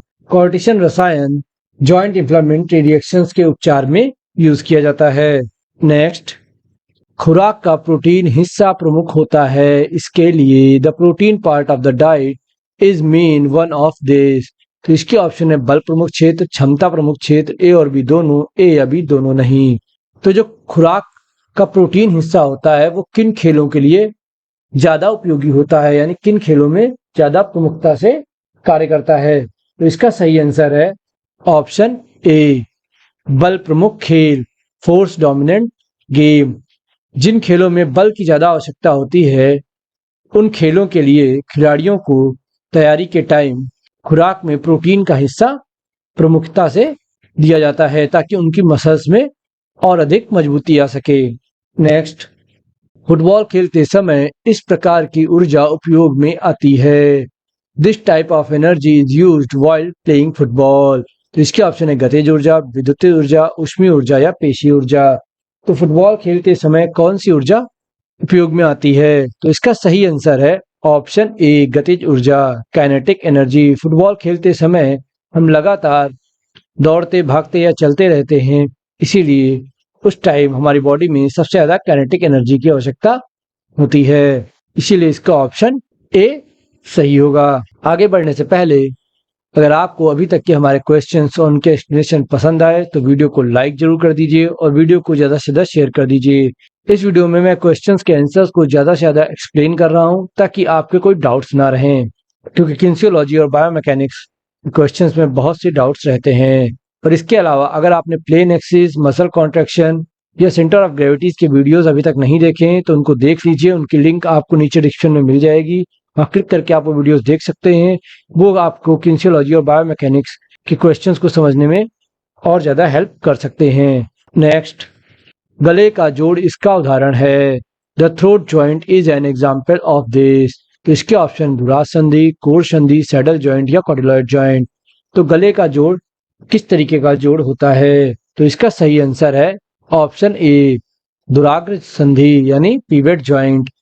हिंदी में बहुत लोग नहीं समझ पाए होंगे, लेकिन इंग्लिश में इधर देख के लोगों को समझ में आंसर आ गया होगा। पिवेट जॉइंट जो होता है वो गले का जोड़ होता है। नेक्स्ट, घूमने वाले बॉल द्वारा अनुभव किया गया बल जब वह हवा में चलता है उसे कहते हैं। The force experienced bye a rotating ball when it moves in the air is called. तो इसके ऑप्शन है त्वरण बल, मैग्नेस बल, संपीड़क बल या संकुचन बल। तो जो घूमने वाली बॉल द्वारा अनुभव किया जाता है बल जब वो हवा में चलता है, यानी जब बॉल घूमती हुई हवा में होती है, तो उस समय जो उस पर बल अनुभव किया जाता है वो कौन सा बल होता है? तो इसका आंसर है ऑप्शन बी, मैग्नेस बल। मैग्नेस इफेक्ट के कारण ही जब हम सर्विस करते हैं तो टेनिस बॉल जो है वो कर्व बनाती है और वो ऐसे रोटेट भी होती है। नेक्स्ट, श्लेषक संधि है। The synovial joint is. तो इसके ऑप्शन है किंचित चल, मुक्ताचल, ए और बी दोनों, ऊपरी कोई नहीं। तो श्लेषक संधि किस प्रकार की संधि होती है? तो इसका सही आंसर है ऑप्शन बी, मुक्ताचल यानी फ्री मूवेबल, यानी फ्रीली मूवेबल। श्लेषक संधि यानी साइनोवियल जोड़ या असीमित गति वाले जोड़ कहा जाता है। ये हमारे शरीर में अधिकांश जोड़ इसी श्रेणी में आते हैं जिनमें साइनोवियल फ्लूइड पाया जाता है। नेक्स्ट, बॉल एंड सॉकेट संधि के आसपास संचलन होता है। The movement around the ball and socket junction is. इसके ऑप्शन है आकुंचन और प्रसरण, घूर्णन और परावर्तन, अभिप्रसरण या ऊपरी सभी। तो बॉल एंड सॉकेट संधि के पास कौन से मोशंस हो सकते हैं, यानी बॉल एंड सॉकेट संधि में कौन कौन से मोशन हम कर सकते हैं? तो इसका सही आंसर है ऑप्शन डी, ऊपरी सभी, all of above. Option D, आकुंचन और प्रसरण, कॉन्ट्रैक्शन और extension, rotation, circumduction, hyper extension, ये सारे मोशंस आप बॉल एंड सॉकेट जॉइंट में कर सकते हैं। नेक्स्ट, चक्का जब छोड़ा जाता है तब when the discus is released then अभिकेंद्री बल अपकेंद्री से अधिक होता है, अपकेंद्री बल केंद्राभिसारी बल से अधिक होता है, केंद्राभिसारी बल और अपकेंद्री बल शून्य होते हैं या ऊपरी कोई नहीं। तो चक्का यानी डिस्कस को जब हम रिलीज करते हैं तब। तो इसका सही आंसर है ऑप्शन बी, अपकेंद्री बल केंद्राभिसारी बल से अधिक होता है। Centrifugal force is greater than centripetal force, यानी जो केंद्र से बाहर की ओर फोर्स लगती है वो केंद्र की तरफ लगने वाली फोर्स से अधिक होती है, इसीलिए इसका ऑप्शन बी सही होगा। अब बात करते हैं सेंट्रीपिटल और सेंट्रीफ्यूगल फोर्स की। जो सेंट्रीपिटल फोर्स होती है वो केंद्र की तरफ लगती है, ठीक। यानी अगर कोई गोल चीज है और ये उसका केंद्र है तो अंदर की तरफ ये जो फोर्स लग रही है ये आपकी कहलाएगी सेंट्रीपिटल फोर्स, ठीक। अब सेंट्रीफ्यूगल फोर्स की बात करें तो अगर ये गोल चीज है तो ये जो केंद्र से बाहर की तरफ फोर्स लग रही है ये कहलाती है सेंट्रीफ्यूगल फोर्स, यानी केंद्र से बाहर। इसीलिए जब हम चाहे डिस्कस थ्रो कर रहे हो या हैमर का थ्रो हो तो जब सेंट्रीफ्यूगल फोर्स जो है वो ज्यादा हो जाती है तभी वो ऑब्जेक्ट जो है वो बाहर की तरफ निकलता है। इसीलिए जब हम डिस्कस को रिलीज करते हैं तो हवा में अपने सेंट्रीफ्यूगल फोर्स की वजह से ही जाती है। सेम हैमर के साथ भी होता है, जब हैमर को नचाते हैं तो हैमर हमको बाहर की ओर खींचता है, तो जब बाहर को खींचने वाली फोर्स की ताकत ज्यादा हो जाती है यानी इसकी मात्रा ज्यादा हो जाती है तब हम इसको रिलीज कर देते हैं और वो इसी फोर्स की वजह से बाहर की तरफ ट्रेवल कर जाता है। तो उम्मीद है आपको सेंट्रीपिटल और सेंट्रीफ्यूगल फोर्स समझ में आ गई होंगी और डिस्कस और हैमर दोनों में ये यूज होती है। नेक्स्ट, प्रत्येक संचरण में होता है। Each transmission consist of. तो इसके ऑप्शन है एक धुरी, एक तल, एक धुरी और तल, ऊपरी कोई नहीं। तो प्रत्येक संचरण यानी प्रत्येक मोशन में क्या होता है? तो इसका सही आंसर है ऑप्शन सी, एक धुरी और तल, वन एक्सिस और प्लेन। और एक्सिस और प्लेन को समझने के लिए वीडियो की लिंक डिस्क्रिप्शन में भी है और यहाँ पे आई बटन में भी मैं दे रहा हूँ। यहाँ क्लिक करके आप एक्सिस ऑफ प्लेन्स को समझ सकते हैं और उसमें होने वाले मोशंस को भी। नेक्स्ट, स्थिति में परिवर्तन क्या है? What are the changes in situation? तो इसके ऑप्शन है गति, विस्थापन, दूरी या वेग। तो किसी की स्थिति में परिवर्तन क्या कहलाता है? तो इसका सही आंसर है ऑप्शन बी, विस्थापन, डिस्प्लेसमेंट। एक वस्तु की स्थिति में या स्थान में परिवर्तन ही विस्थापन कहलाता है। नेक्स्ट, जिस बिंदु पर शरीर का संपूर्ण द्रव्यमान या वजन केंद्रित हो सकता है उसे कहते हैं। The point at which the entire mass और weight of the body can be concentrated is called. तो इसके ऑप्शन है द्रव्यमान केंद्र, गुरुत्व मध्य, ऐंठन या उत्तोलक। तो जहां पर शरीर का संपूर्ण द्रव्यमान या वजन केंद्रित होता है उसको क्या कहते हैं? तो इसका सही आंसर है ऑप्शन बी, गुरुत्व मध्य, सेंटर ऑफ ग्रेविटी। जहां पे बॉडी का पूरा मास या वेट होता है उसी को हम सेंटर ऑफ ग्रेविटी या सीजी कहते हैं। और सेंटर ऑफ ग्रेविटी को और अधिक समझने के लिए वीडियो लिंक आपको डिस्क्रिप्शन और यहाँ पर आई बटन में मैं दे रहा हूँ, वहाँ क्लिक करके आप सीजी यानी सेंटर ऑफ ग्रेविटी को और अच्छे से समझ सकते हैं। नेक्स्ट, व्यक्तिगत पुनर्निवेशन इसके द्वारा सरल बनता है। Personal feedback is made easier by. तो इसके ऑप्शन है टेलीविजन, टेप रिकॉर्डर, गतिबोधक ज्ञान या ऊपरी सभी। तो व्यक्तिगत पुनर्निवेशन यानी पर्सनल फीडबैक जो है वो किसके द्वारा सरल बनता है? तो इसका सही आंसर है ऑप्शन सी, गतिबोधक ज्ञान, कैनेस्थेटिक नॉलेज। अगर आपको गतिबोधक ज्ञान है तभी आप पर्सनल फीडबैक को और सरल बना सकते हैं। नेक्स्ट, भुजा की फसली की बढ़ोतरी के दौरान कौन सा तिकोनी पुट्टा प्रतिरोध करता है? Which triangular plank exist during the growth of the arm crop? इसके ऑप्शन है pectoralis major, latissimus dorsi, triceps, A और बी दोनों। और इसका सही आंसर है ऑप्शन डी, भुजा की फसली की बढ़ोतरी के दौरान तिकोनी पुट्टिका का जो प्रतिरोध होता है उसमें लेटिमस डॉर्सी और पेक्टोरस मेजर दोनों ही उसका विरोध करती हैं। पेक्टोरस मेजर और लेटिमस डॉर्सी दोनों भुजा को उठाने के लिए एक दूसरे के प्रतिरोध में कार्य करती हैं। यानी पेक्टोरस मेजर वक्ष के बगल से दोनों तरफ है तथा लेटिमस डॉर्सी पीठ में होती है और दोनों मांसपेशियों की सहायता से डेल्टॉइड हाथ ऊपर उठा पाता है। इसीलिए इसका ऑप्शन डी सही होगा, बोथ ए और बी। नेक्स्ट क्वेश्चन से पहले अगर अभी तक आपने हमें वीडियो को लाइक और शेयर नहीं किया है तो हमारे वीडियो को लाइक और शेयर कर दीजिए और कमेंट कर हमें जरूर बताएं कि आपको हमारा ये वीडियो कैसा लगा। ये आपके आने वाले एग्जाम्स के लिए बहुत ही इंपॉर्टेंट है। तो अब बढ़ते हैं आगे। क्वेश्चन नंबर 101, पावर लिफ्टिंग में प्रकार होते हैं। There are types of power lifting. तो इसके ऑप्शन है squat, bench press, deadlift, squat, pull over, curls, deadlift, bench press, chin ups, ऊपरी कोई नहीं। तो इनमें से पावर लिफ्टिंग के प्रकार कौन से हैं? तो जिन लोगों को भी इसका सही आंसर पता है वो कमेंट बॉक्स में कमेंट कर सकते हैं। और इसका सही आंसर है ऑप्शन ए, स्क्वाट, बेंच प्रेस और डेडलिफ्ट। पावर लिफ्टिंग में 3 इवेंट्स होते हैं, स्क्वाट, बेंच प्रेस और deadlift. International power lifting federation का गठन 1971 यानी 1971 में हुआ था। नेक्स्ट, वजन उत्तोलन प्रतियोगिता में 2 प्रयासों के बीच के वजन का बढ़ाना इससे कम नहीं होना चाहिए। In the weight lifting competition the weight gain between 2 attempts should not be less than. Option है 2.5 kg, 5 kg, 10 kg या 2 kg।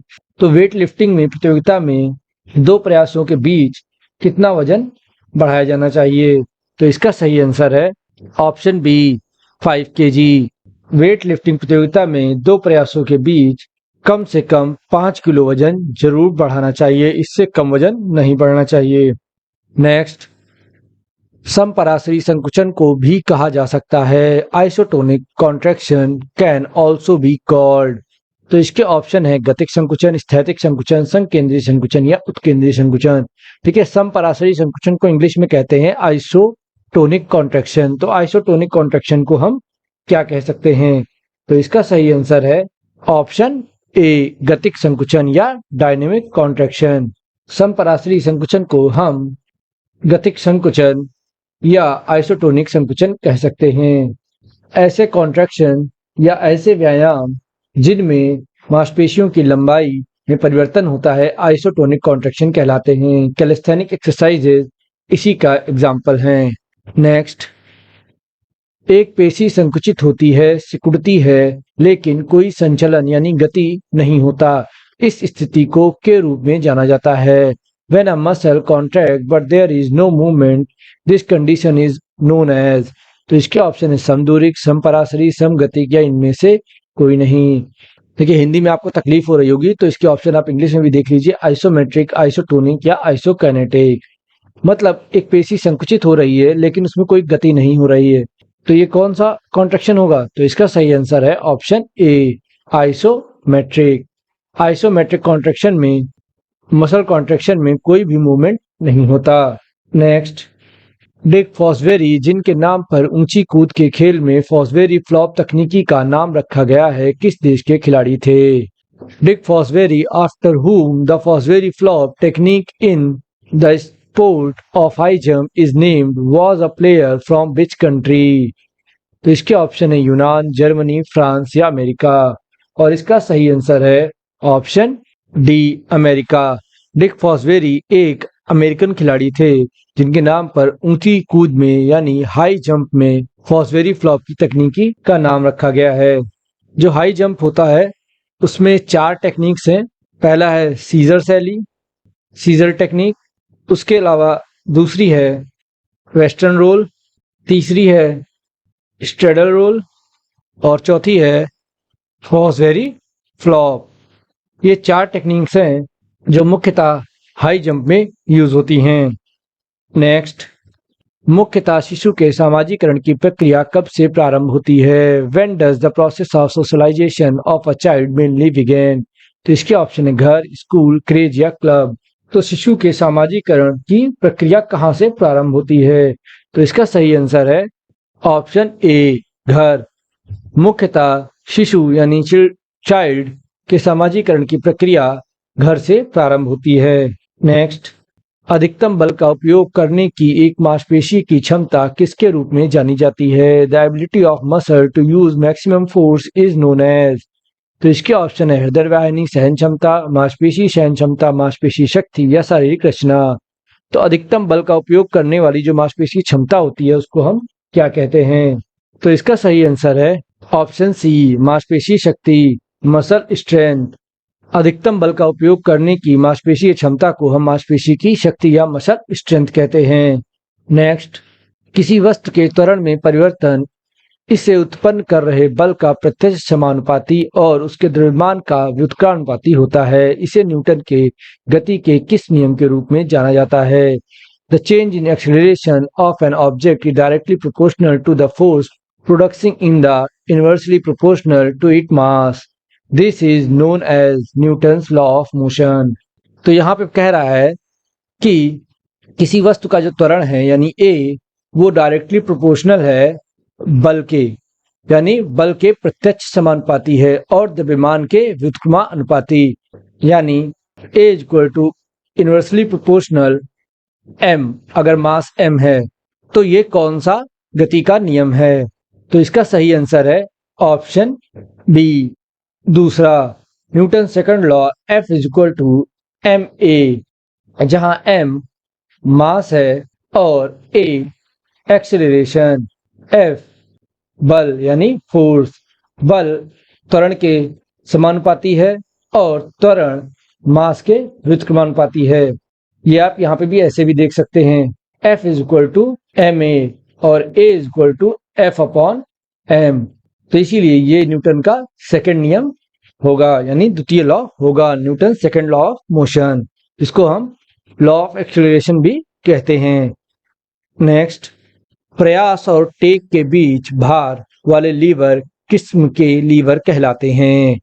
Liver having load between effort and fulcrum are called type of lever. तो यहाँ पूछा है वो कौन सा liver होता है जिसमें वस्तु का जो भार है वो फल्क्रम और फोर्स के बीच में होता है, यानी प्रतिरोध जो है वो एक्सिस और फोर्स के बीच में होता है। तो इसका सही आंसर है ऑप्शन बी, श्रेणी 2, टाइप 2। टाइप 2 लीवर में प्रतिरोध जो होता है वो एक्सिस यानी फल्क्रम और बल यानी फोर्स के बीच में होता है। और अगर अभी तक आपको बाकी लीवर्स किस तरीके के होके नहीं पता है, तो इसी टॉपिक का जो पहला पार्ट था उसमें मैंने तीनों टाइप के लीवर बहुत ही अच्छे से एक्सप्लेन किए हैं। उसकी लिंक आपको ऊपर आई बटन में मिल जाएगी, जहां क्लिक करके आप वो देख सकते हैं। नेक्स्ट, टखने के लिए स्वास्थ्य लाभ की प्रक्रिया में निम्नलिखित में से कौन सा व्यायाम किया जाता है? Which of the following exercise is used in the process of recaptation of ankles?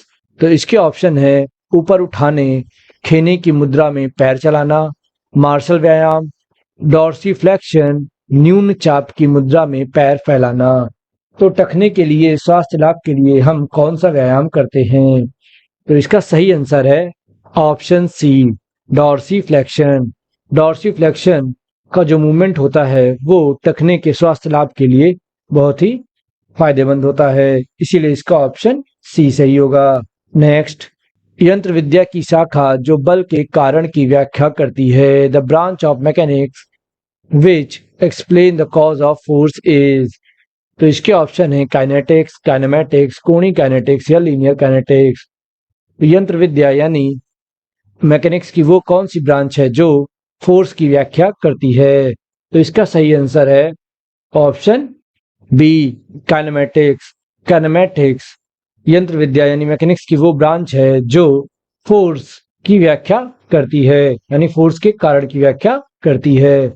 Next, आगे के झुकने की क्रिया कौन सी धुरी और प्लेन पर होती है? On which axis and plane does the forward bending action take place? तो इसके ऑप्शन है लंब रूपी धुरी और समतल प्लेन, सेजिटल धुरी और लंब रूपी प्लेन, लंब रूपी धुरी, लंब रूपी प्लेन, समतल धुरी और सेजिटल प्लेन। तो आपको बताना है आगे झुकने की जो प्रक्रिया होती है वो किस प्लेन और किस एक्सिस पर होती है। तो इसका सही आंसर होगा ऑप्शन डी, समतल धुरी और सेजिटल प्लेन, फ्रंटल एक्सिस और सेजिटल प्लेन। आगे झुकने की जो प्रक्रिया होगी, जो क्रिया होगी वो सेजिटल प्लेन पर होगी, और सेजिटल प्लेन पे होने वाली क्रियाएं किस पर होती हैं? वो होती हैं फ्रंटल एक्सिस पे, इसीलिए इसका ऑप्शन डी सही होगा। अगर ऑप्शन ए की बात करें तो फ्रंटल प्लेन पर होने वाली क्रियाएं जो हैं वो सेजिटल एक्सिस पे होती हैं, इसलिए ये गलत है। इसके अलावा ऑप्शन बी में सेजिटल एक्सिस में जो क्रियाएं होती हैं वो फ्रंटल प्लेन पर होती हैं, इसीलिए ये भी गलत हो गया।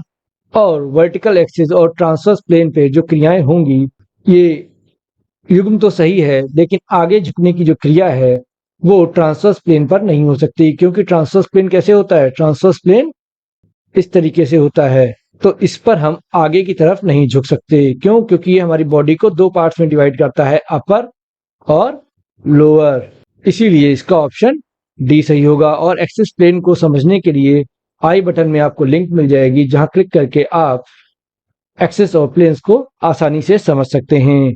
उम्मीद है आप क्लिक करके वो वीडियो जरूर देखेंगे। नेक्स्ट, किसी प्रक्रिया का धुरी सदैव समतल पर बनाता है? The axis of process always form on the plane. तो इसके ऑप्शन है न्यून कोण, अधिक कोण, सम कोण या नगण्य कोण। तो किसी प्रक्रिया का धुरी यानी एक्सिस सदैव समतल पर कौन सा कोण बनाता है, यानी कौन सा एंगल बनाता है? तो इसका सही आंसर है ऑप्शन सी, समकोण। किसी भी एक्सिस यानी एक्सिस और प्लेन के बीच जो एंगल होता है वो हमेशा 90 डिग्री होता है, यानी एक्सिस किसी भी प्लेन पर 90 डिग्री का एंगल ही बनाता है। नेक्स्ट, खेल कूद विस्थापन में कौन सा लीवर अधिक प्रभावी होता है? Which lever is most affected in sports dislocation? तो इसके ऑप्शन है टाइप 3, टाइप 2 और टाइप 1 या कोई नहीं। और इसका सही आंसर है ऑप्शन ए, टाइप 3। खेल कूद विस्थापन यानी स्पोर्ट्स में डिस्प्लेसमेंट में टाइप 3 लीवर सबसे ज्यादा प्रभावित करता है। आगे बढ़ने से पहले अगर अभी तक के क्वेश्चंस आपको पसंद आए तो वीडियो को लाइक करें और चैनल को सब्सक्राइब करें, और कमेंट कर हमें जरूर बताएं कि आपको हमारे वीडियोस कैसे लगते हैं। तो वीडियोस को लाइक और शेयर जरूर करें। तो अब बढ़ते हैं आगे। पैर की उंगलियों पर शरीर को उठाना किस बात का उदाहरण है? Lifting the body on the toes is an example of what? तो इसके ऑप्शन है type A lever, type 2 lever या टाइप 3 लीवर। तो पैर की उंगलियों पर शरीर को उठाना, ये जो प्रोसेस है, इसमें कौन सा लीवर होता है? तो इसका सही आंसर है ऑप्शन बी, टाइप 2 लीवर। पैर की उंगलियों पर शरीर को उठाने में टाइप 2 लीवर होता है। ये द्वितीय प्रकार के लीवर का यानी उत्तोलक का उदाहरण है। नेक्स्ट, ज्यादातर मांसपेशियां जो कूल्हे के जोड़ को गति प्रदान करती हैं, उसका उद्गम होता है। Most of the muscle that move the hip joint originated. तो इसके ऑप्शन है उदर से, मेरुदंड से, त्रिकास्थ से या श्रोणि से। तो वो मांसपेशियां जो कूल्हे के जोड़ को गति प्रदान करती हैं, उनका उद्गम यानी उनका ओरिजिन कहाँ से होता है? तो इसका सही आंसर है ऑप्शन डी, श्रोणि से यानी पेल्विस से। ज्यादातर मांसपेशियां जो कूल्हे के जोड़ को गति प्रदान करती हैं, उनका ओरिजिन पेल्विस से होता है। नेक्स्ट, हवा में शरीर का अपने काल्पनिक अक्ष के चारों ओर घूमना कहलाता है। What is rotation of a body in air around an imaginary axis? तो इसके ऑप्शन है प्रक्षेप, घुमाव, टर्बुलेंस या घसीटना। तो हवा में शरीर का अपने काल्पनिक अक्ष के चारों तरफ घूमना क्या कहलाता है? तो इसका सही आंसर है ऑप्शन बी, घुमाव यानी रोटेशन। हवा में शरीर का अपने काल्पनिक अक्ष के चारों ओर घूमना घुमाव या रोटेशन या स्पिन, इसके लिए सही होगा इंग्लिश में स्पिन कहलाता है। नेक्स्ट, हवा में शरीर के घुमाव की दिशा आधारित है किस सिद्धांत पर? The intentions of the movement of the body in the air is based on this principle. तो इसके ऑप्शन है कोणीय गति का रूपांतरण, ऊर्जा परिवर्तन, ए और बी दोनों, इनमें से कोई नहीं। तो हवा में शरीर के घुमाव की दिशा किस पर आधारित है, उस सिद्धांत का नाम बताना है। तो इसका सही आंसर है ऑप्शन ए, कोणीय गति का रूपांतरण, कन्वर्जन ऑफ एंगुलर मोमेंट। हवा में शरीर के घुमाव की दिशा इंटेंशंस कोणीय गति के रूपांतरण यानी कन्वर्जन ऑफ एंगुलर मोमेंट के सिद्धांत पर आधारित होती है। नेक्स्ट, किस प्रकार के टक्कर में दो शरीर संघात के पश्चात अलग नहीं होते हैं? How do two bodies not separated after compensation in collision? तो इसके ऑप्शन है अपूर्ण लोचदार टक्कर, पूर्ण बेलोट टक्कर, पूर्ण लोटदार टक्कर, इनमें से कोई नहीं। तो किस प्रकार की टक्कर में शरीर संघात के पश्चात अलग नहीं होते, यानी ऐसी कौन सी टक्कर है जिसमें टक्कर के बाद बॉडीज अलग नहीं होती? तो इसका सही आंसर है ऑप्शन बी, पूर्ण या सही बेलोच टक्कर। इसको हम इंग्लिश में कहते हैं perfect inelastic collision. Perfect inelastic collision, पूर्ण बेलोच टक्कर। यहाँ पे इंग्लिश कन्वर्जन थोड़ा अजीब हो सकता है, लेकिन जो ऑप्शन सही है उसकी मैंने सही इंग्लिश आपको बता दी है, परफेक्ट इनइलास्टिक कोलिजन। तो इसका ऑप्शन बी सही होगा। नेक्स्ट, शरीर का कौन सा भाग गति का व्यापक सीमा बना सकता है? Which part of the body can have widest range of the motion? तो इसके ऑप्शन है पैर, हाथ, गर्दन या सिर। तो इनमें से शरीर का कौन सा भाग गति की व्यापक सीमा बना सकता है? तो इसका सही ऑप्शन है ऑप्शन बी, हाथ। हाथ की जो गति होती है वो सबसे ज्यादा सीमा तक हो सकती है। नेक्स्ट, मानव कंकाल में सबसे बड़ी संधि, the largest joint in the human skeleton. तो मानव कंकाल में सबसे बड़ी संधि कहाँ पे होती है? तो इसका सही आंसर है ऑप्शन ए, घुटना संधि या नी ज्वाइंट। मानव शरीर का सबसे बड़ा ज्वाइंट नी ज्वाइंट होता है। इसके अलावा सबसे लंबी संधि की अगर बात करें, ये तो हो गई बड़ी संधि, और अगर सबसे लंबी संधि की बात करें तो वो होती है हिप ज्वाइंट। हिप ज्वाइंट को हम सबसे लंबा ज्वाइंट कहते हैं, और सबसे बड़ा ज्वाइंट वो होता है नी ज्वाइंट, घुटना संधि। नेक्स्ट, मानव शरीर में लीवर का बहुमत, the majority of the lever in the human body. इसके ऑप्शन है टाइप 1, टाइप 2, टाइप 3 या टाइप 4। तो मानव शरीर में किस लीवर की बहुमत यानी मेजॉरिटी होती है? इसका सही आंसर है ऑप्शन सी, टाइप 3। मानव शरीर में टाइप 3 लीवर की मेजॉरिटी होती है। नेक्स्ट, जड़त्व का नियम प्रतिनिधित्व करता है। The law of inertia represent. तो इसके ऑप्शन है न्यूटन की गति का प्रथम नियम, न्यूटन की गति का द्वितीय नियम, न्यूटन की गति का तृतीय नियम या त्वरण का नियम। तो अगर आपने पिछले वीडियोस देखे हैं तो आपको पता होगा न्यूटन के तीनों लॉस को हम किन किन नामों से जानते हैं और ये कौन कौन से हैं। तो इसका सही आंसर है ऑप्शन ए, न्यूटन के गति का प्रथम नियम, Newton first law of motion. Newton के गति के प्रथम नियम को हम जड़त्व के नियम के नाम से भी जानते हैं। नेक्स्ट, शरीर की मध्य रेखा से दूर जाने वाली प्रक्रिया कहलाती है। The process that moves away from the mid line of the body is called. तो इसके ऑप्शन है एडक्शन, एबडक्शन, फ्लेक्शन या एक्सटेंशन। तो शरीर की मध्य रेखा से दूर जाने वाली प्रक्रिया यानी दूर जाने वाले मोशन को हम क्या कहते हैं। तो इसका सही आंसर है ऑप्शन बी, एबडक्शन। अगर आपने पिछले वीडियोस देखे हैं तो इसका आंसर आपका सही होगा। अगर बॉडी की ये मिड लाइन है तो शरीर से दूर जाने वाली प्रक्रिया को हम एबडक्शन कहते हैं और शरीर की तरफ आने वाली यानी मध्य रेखा की तरफ आने वाली प्रक्रिया को हम एडक्शन कहते हैं। तो इसका आंसर होगा ऑप्शन बी, क्योंकि यहाँ दूर जाने की बात कही गई। नेक्स्ट, शारीरिक क्रिया में जो मांसपेशियां शिथिल रहती हैं वह हैं। The muscles which remain relax during physical activity are. तो इसके ऑप्शन है स्थितारक, विरोधक, प्रचालक या निराकारक। तो शारीरिक क्रिया में जो मांसपेशियां शिथिल यानी रिलैक्स रहती हैं उनको क्या कहते हैं। तो इसका सही आंसर है ऑप्शन बी, विरोधक। शारीरिक क्रिया में जो मांसपेशियां शिथिल रहती हैं उन्हें विरोधक या एंटागोनिस्टिक मसल्स कहते हैं। अपोनेंट मसल्स को हम एंटागोनिस्टिक मसल्स कहते हैं। इस क्वेश्चन को शुरू करने से पहले अगर अभी तक आपने वीडियो को लाइक और शेयर नहीं किया है तो लाइक और शेयर करिए और कमेंट कर हमें जरूर बताइए कि आपको हमारा ये वीडियो कैसा लगा। क्वेश्चन नंबर 126, शरीर यांत्रिकी में कौन सा आंतरिक बल माना जाता है। Which internal force is considered in body mechanics. तो इसके ऑप्शन है वायु दबाव, गुरुत्वाकर्षण खिंचाव, मांसपेशी बल या वेग। तो शरीर यांत्रिकी में कौन सा बल आंतरिक बल माना जाता है। जिन लोगों को भी इसका सही आंसर पता है वो कमेंट बॉक्स में कमेंट कर सकते हैं और इसका सही आंसर है ऑप्शन सी, मांसपेशीय बल। मांसपेशीय बल को शरीर यांत्रिकी में आंतरिक बल माना जाता है।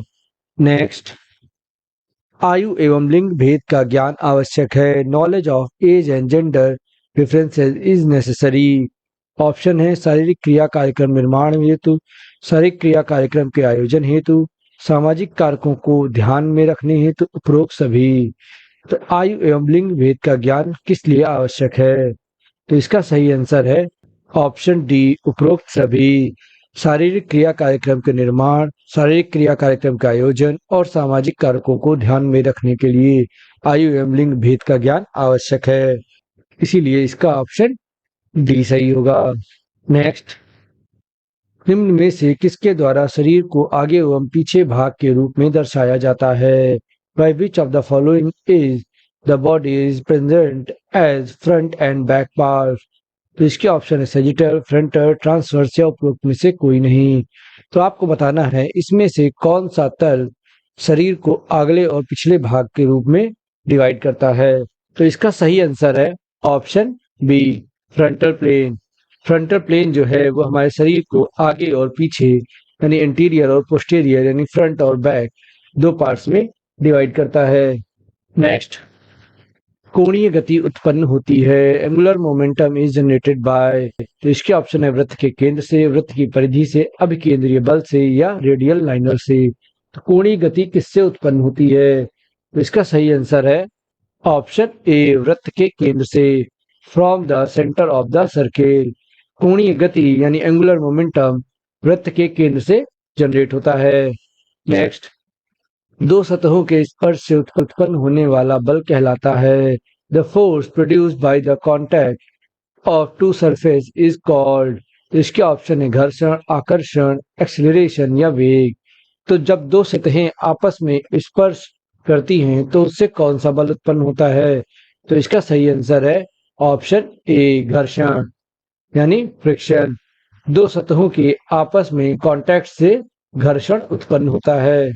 नेक्स्ट, गति की इकाई है the unit of speed is, तो इसके ऑप्शन है किलोमीटर पर सेकंड स्क्वायर, किलोमीटर पर सेकंड, किलोमीटर पर घंटा या किलोमीटर पर मिनट। तो इसका सही आंसर है ऑप्शन सी, किलोमीटर पर घंटा या किलोमीटर पर आवर। गति की इकाई किलोमीटर पर घंटा होती है। नेक्स्ट, प्रथम श्रेणी उत्तोलक में अक्ष होता है the axis in the first class liver is, तो इसके ऑप्शन है दाहिनी ओर, बाएं ओर, केंद्र में या इनमें से कोई नहीं। तो प्रथम श्रेणी के उत्तोलक में अक्ष यानी एक्सिस कहाँ पे होता है? तो इसका सही आंसर है ऑप्शन सी, केंद्र में। प्रथम श्रेणी के उत्तोलक में एक्सिस या फलक्रम केंद्र में होता है। और प्रथम श्रेणी के उत्तोलक के एग्जाम्पल की बात करें तो इसका एग्जाम्पल है तराजू। नेक्स्ट, संतुलन की प्रकार है the type of equilibrium is, तो इसके ऑप्शन स्थायी संतुलन, अस्थायी संतुलन, उदासीन संतुलन या सभी। तो संतुलन के कौन कौन से प्रकार होते हैं? तो इसका सही आंसर है ऑप्शन डी, सभी। संतुलन के 3 प्रकार होते हैं, स्थायी संतुलन, अस्थायी संतुलन और उदासीन संतुलन, यानी स्टेबल, अनस्टेबल और न्यूट्रल इक्विलिब्रियम। ये तीनों ही इक्विलिब्रियम के टाइप होते हैं। नेक्स्ट, अपकेंद्रीय एवं अभिकेंद्रीय बल न्यूटन के किस नियम का उदाहरण है? Centrifugal and centripetal force are the example of which law of Newton, तो इसके ऑप्शन है द्वितीय नियम, प्रथम नियम, तृतीय नियम या सभी। तो इनमें से अपकेंद्रीय एवं अभिकेंद्रीय बल न्यूटन के किस नियम के अंतर्गत आते हैं? तो इसका सही आंसर है ऑप्शन सी, तृतीय नियम, न्यूटन्स थर्ड लॉ, जिसको हम एक्शन और रिएक्शन का रूल भी कहते हैं, यानी क्रिया और प्रतिक्रिया का नियम। अपकेंद्रीय और अभिकेंद्रीय बल इसी के उदाहरण हैं। नेक्स्ट, कुश्ती का खिलाड़ी दांव लगाने के लिए सबसे अधिक किस संतुलन का प्रयोग करता है? विच balance is most commonly used by a wrestler for the placing strike, तो इसके ऑप्शन स्थायी संतुलन, अस्थायी संतुलन, गति संतुलन या इनमें से कोई नहीं। तो कुश्ती में खिलाड़ी जब दांव लगाता है तो वो कौन से संतुलन की स्थिति का प्रयोग करता है? तो इसका सही आंसर है ऑप्शन ए, स्थायी संतुलन। कुश्ती में खिलाड़ी दांव लगाने के लिए स्थायी संतुलन या स्टेबल इक्विलिब्रियम का प्रयोग करता है। नेक्स्ट, गति के नियम दिए गए the law of motions were given, तो इसके ऑप्शन है अरस्तू द्वारा, वुडवर्थ द्वारा, न्यूटन द्वारा या बुचर द्वारा। और इसका सही आंसर है ऑप्शन सी, न्यूटन द्वारा। गति के नियम न्यूटन के द्वारा दिए गए। इन्होंने गति के 3 नियम दिए। पहला नियम लॉ ऑफ इनर्शिया, दूसरे नियम को हम लॉ ऑफ एक्सेलरेशन भी कहते हैं, और तीसरा नियम है law of action and reaction. गति के ये 3 नियम न्यूटन ने दिए। नेक्स्ट, वह अदृश्य है परंतु हमेशा उपस्थित रहता है गति में। It is invisible but always present in motion, तो मोशन में वह कौन सी चीज है जो हमेशा प्रेजेंट रहती है? तो इसके ऑप्शन है बल, भार, ऊर्जा या उपरोक्त में से कोई नहीं। और इसका सही आंसर है ऑप्शन ए, बल। बल वह दृश्य चीज है जो दिखाई नहीं देती है लेकिन मोशन में हमेशा उपस्थित होती है। नेक्स्ट, गुरुत्वाकर्षण के नियम की खोज की, discovered the law of gravitation, तो इसके ऑप्शन है आर्किमिडीज ने, मार्कोनी ने, न्यूटन ने या बुचर ने। तो गुरुत्वाकर्षण के नियम की खोज किसने की थी? तो इसका सही आंसर है ऑप्शन सी, न्यूटन ने। गुरुत्वाकर्षण के नियम की खोज न्यूटन ने की थी। नेक्स्ट, प्रथम श्रेणी के उत्तोलक बढ़ाने के योग्य हैं। First class lever are eligible to raise, तो इसके ऑप्शन है केवल बल, केवल गति, केवल शक्ति, बल तक तथा गति दोनों। तो प्रथम श्रेणी के उत्तोलक से क्या बढ़ता है? तो इसका सही आंसर है ऑप्शन डी, बल एवं गति दोनों। प्रथम श्रेणी के उत्तोलक से आप फोर्स और मोशन यानी गति दोनों ही बढ़ा सकते हैं। नेक्स्ट, ट्रैक पर 100 मीटर के धावक की ऊपर बाजू गति का उदाहरण यह है। An example of upward motion of a 100 meter sprinter on a track is, तो इसके ऑप्शन है वक्र रेखीय, रेखीय गति, स्पर्शी गति या उपरोक्त में से कोई नहीं। तो ट्रैक पर जब 100 मीटर का धावक रनिंग कर रहा होता है तो उसके बाजुओं का यानी उसके हाथों का जो गति होती है वो किसका उदाहरण है? तो इसका सही आंसर है ऑप्शन बी, रेखीय गति, लीनियर मोशन। ट्रैक पर 100 मीटर के धावक की ऊपर बाजू गति का उदाहरण लीनियर मोशन का उदाहरण है। नेक्स्ट, बढ़ते हुए बच्चों के लिए सहायक शिक्षा पाठ्यक्रम होना चाहिए। Physical education course for growing children should be. इसके ऑप्शन है शोध केंद्रित, प्रतियोगिता केंद्रित, विषय केंद्रित या बालक केंद्रित। तो बढ़ते हुए बच्चों के लिए शिक्षा का पाठ्यक्रम कैसा होना चाहिए? तो इसका सही आंसर है ऑप्शन डी, बालक केंद्रित। बढ़ते हुए बच्चों के लिए सहायक शिक्षा का पाठ्यक्रम चाइल्ड सेंटर्ड या बालक केंद्रित होना चाहिए। नेक्स्ट, रेखीय गति एक उदाहरण है। Linear motion is an example of. इसके ऑप्शन है वक्रीय दौड़ का, सीधी दौड़ का, ऊंची कूद के लिए दौड़ या उपरोक्त में से कोई नहीं। तो इसका सही आंसर है ऑप्शन बी, सीधी दौड़, स्ट्रेट रेस। रेखीय गति यानी लीनियर मोशन का उदाहरण स्ट्रेट दौड़ या सीधी दौड़ होती है। नेक्स्ट, शरीर समायोजन के लिए कौन सी प्रशिक्षण प्रणाली सर्वोत्तम रहेगी? Which training system is best for body adjustment? तो इसके ऑप्शन है अंतराल प्रशिक्षण, उच्च एल्टीट्यूड परीक्षण, चक्रीय परीक्षण या फाटले परीक्षण।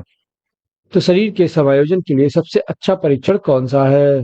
तो इसका सही आंसर है ऑप्शन ए, अंतराल प्रशिक्षण। शरीर समायोजन के लिए सबसे अच्छा परीक्षण अंतराल परीक्षण है।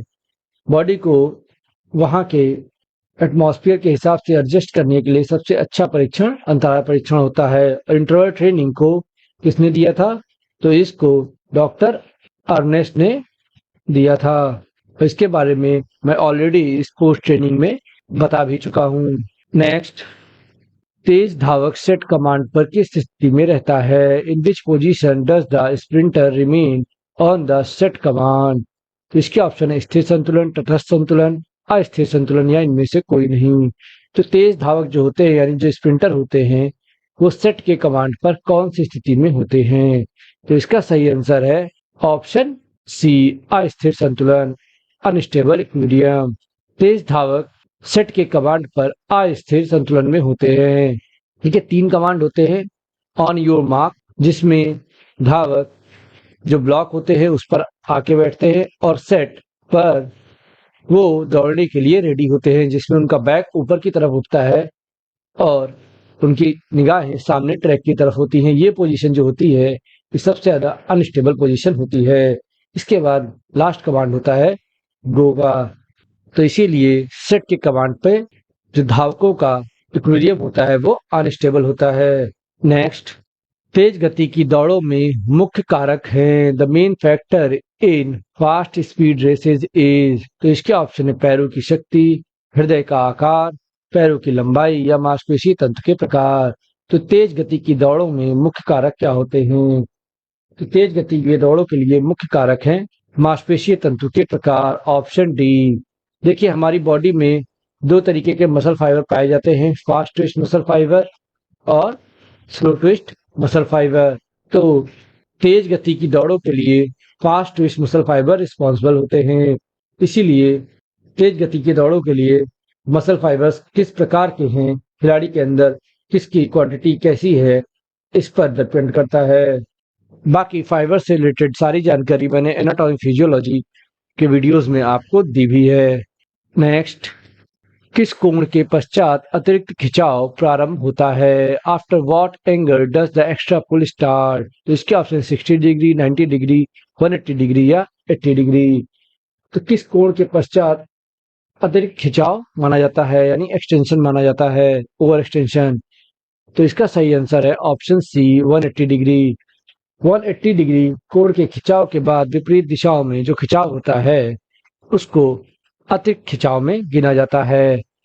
नेक्स्ट, न्यूटन गति का प्रथम नियम निम्नलिखित नाम से भी जाना जाता है। Newton first law of motion is also known by the following. तो इसके ऑप्शन है अक्रमणता का नियम, त्वरण का नियम, प्रतिक्रिया का नियम या गुरुत्वाकर्षण का नियम। तो न्यूटन के प्रथम नियम को और किस नाम से जानते हैं? तो इसका सही आंसर है ऑप्शन ए, अक्रमणता का नियम या लॉ ऑफ इंडोलेंस, या इंडोलेंस को हम इंग्लिश में लॉ ऑफ इनर्शिया भी कह सकते हैं। न्यूटन के प्रथम नियम को हम अक्षमणता का नियम या लॉ ऑफ इनर्शिया या हिंदी में कहें तो जड़त्व के नियम के नाम से भी जानते हैं। इसके अलावा त्वरण का नियम जो है वो सेकंड नियम है और प्रतिक्रिया का नियम जो है वो थर्ड लॉ है। और इसका आंसर सही होगा ऑप्शन ए, लॉ ऑफ इन्वोलेंस या अक्षमणता का नियम। नेक्स्ट, बाइसेप मांसपेशियां जो फोर आर्म से जुड़ी होती हैं कार्य करती हैं। The bicep muscle which are attach to the forearm function by. तो इसका ऑप्शन है प्रथम श्रेणी उत्तोलक, द्वितीय श्रेणी उत्तोलक, तृतीय श्रेणी उत्तोलक या इनमें से कोई नहीं। तो बाइसेप मांसपेशियां जो फोर आर्म से जुड़ी होती है वो किस उत्तोलक का कार्य करती हैं? तो इसका सही आंसर है ऑप्शन ए, प्रथम श्रेणी उत्तोलक, फर्स्ट क्लास लीवर। बाइसेप मांसपेशियां जो फोर आर्म से जुड़ी होती हैं वो फर्स्ट क्लास लीवर की तरह कार्य करती हैं। नेक्स्ट, निम्न में से कौन सा प्लेन शरीर को ऊपर और नीचे के हिस्सों में बांटता है? Which of the following plane divides the body into upper and lower parts? तो इसके ऑप्शन है ट्रांसवर्स, सैजिटल, वर्टिकल या फ्रंटल।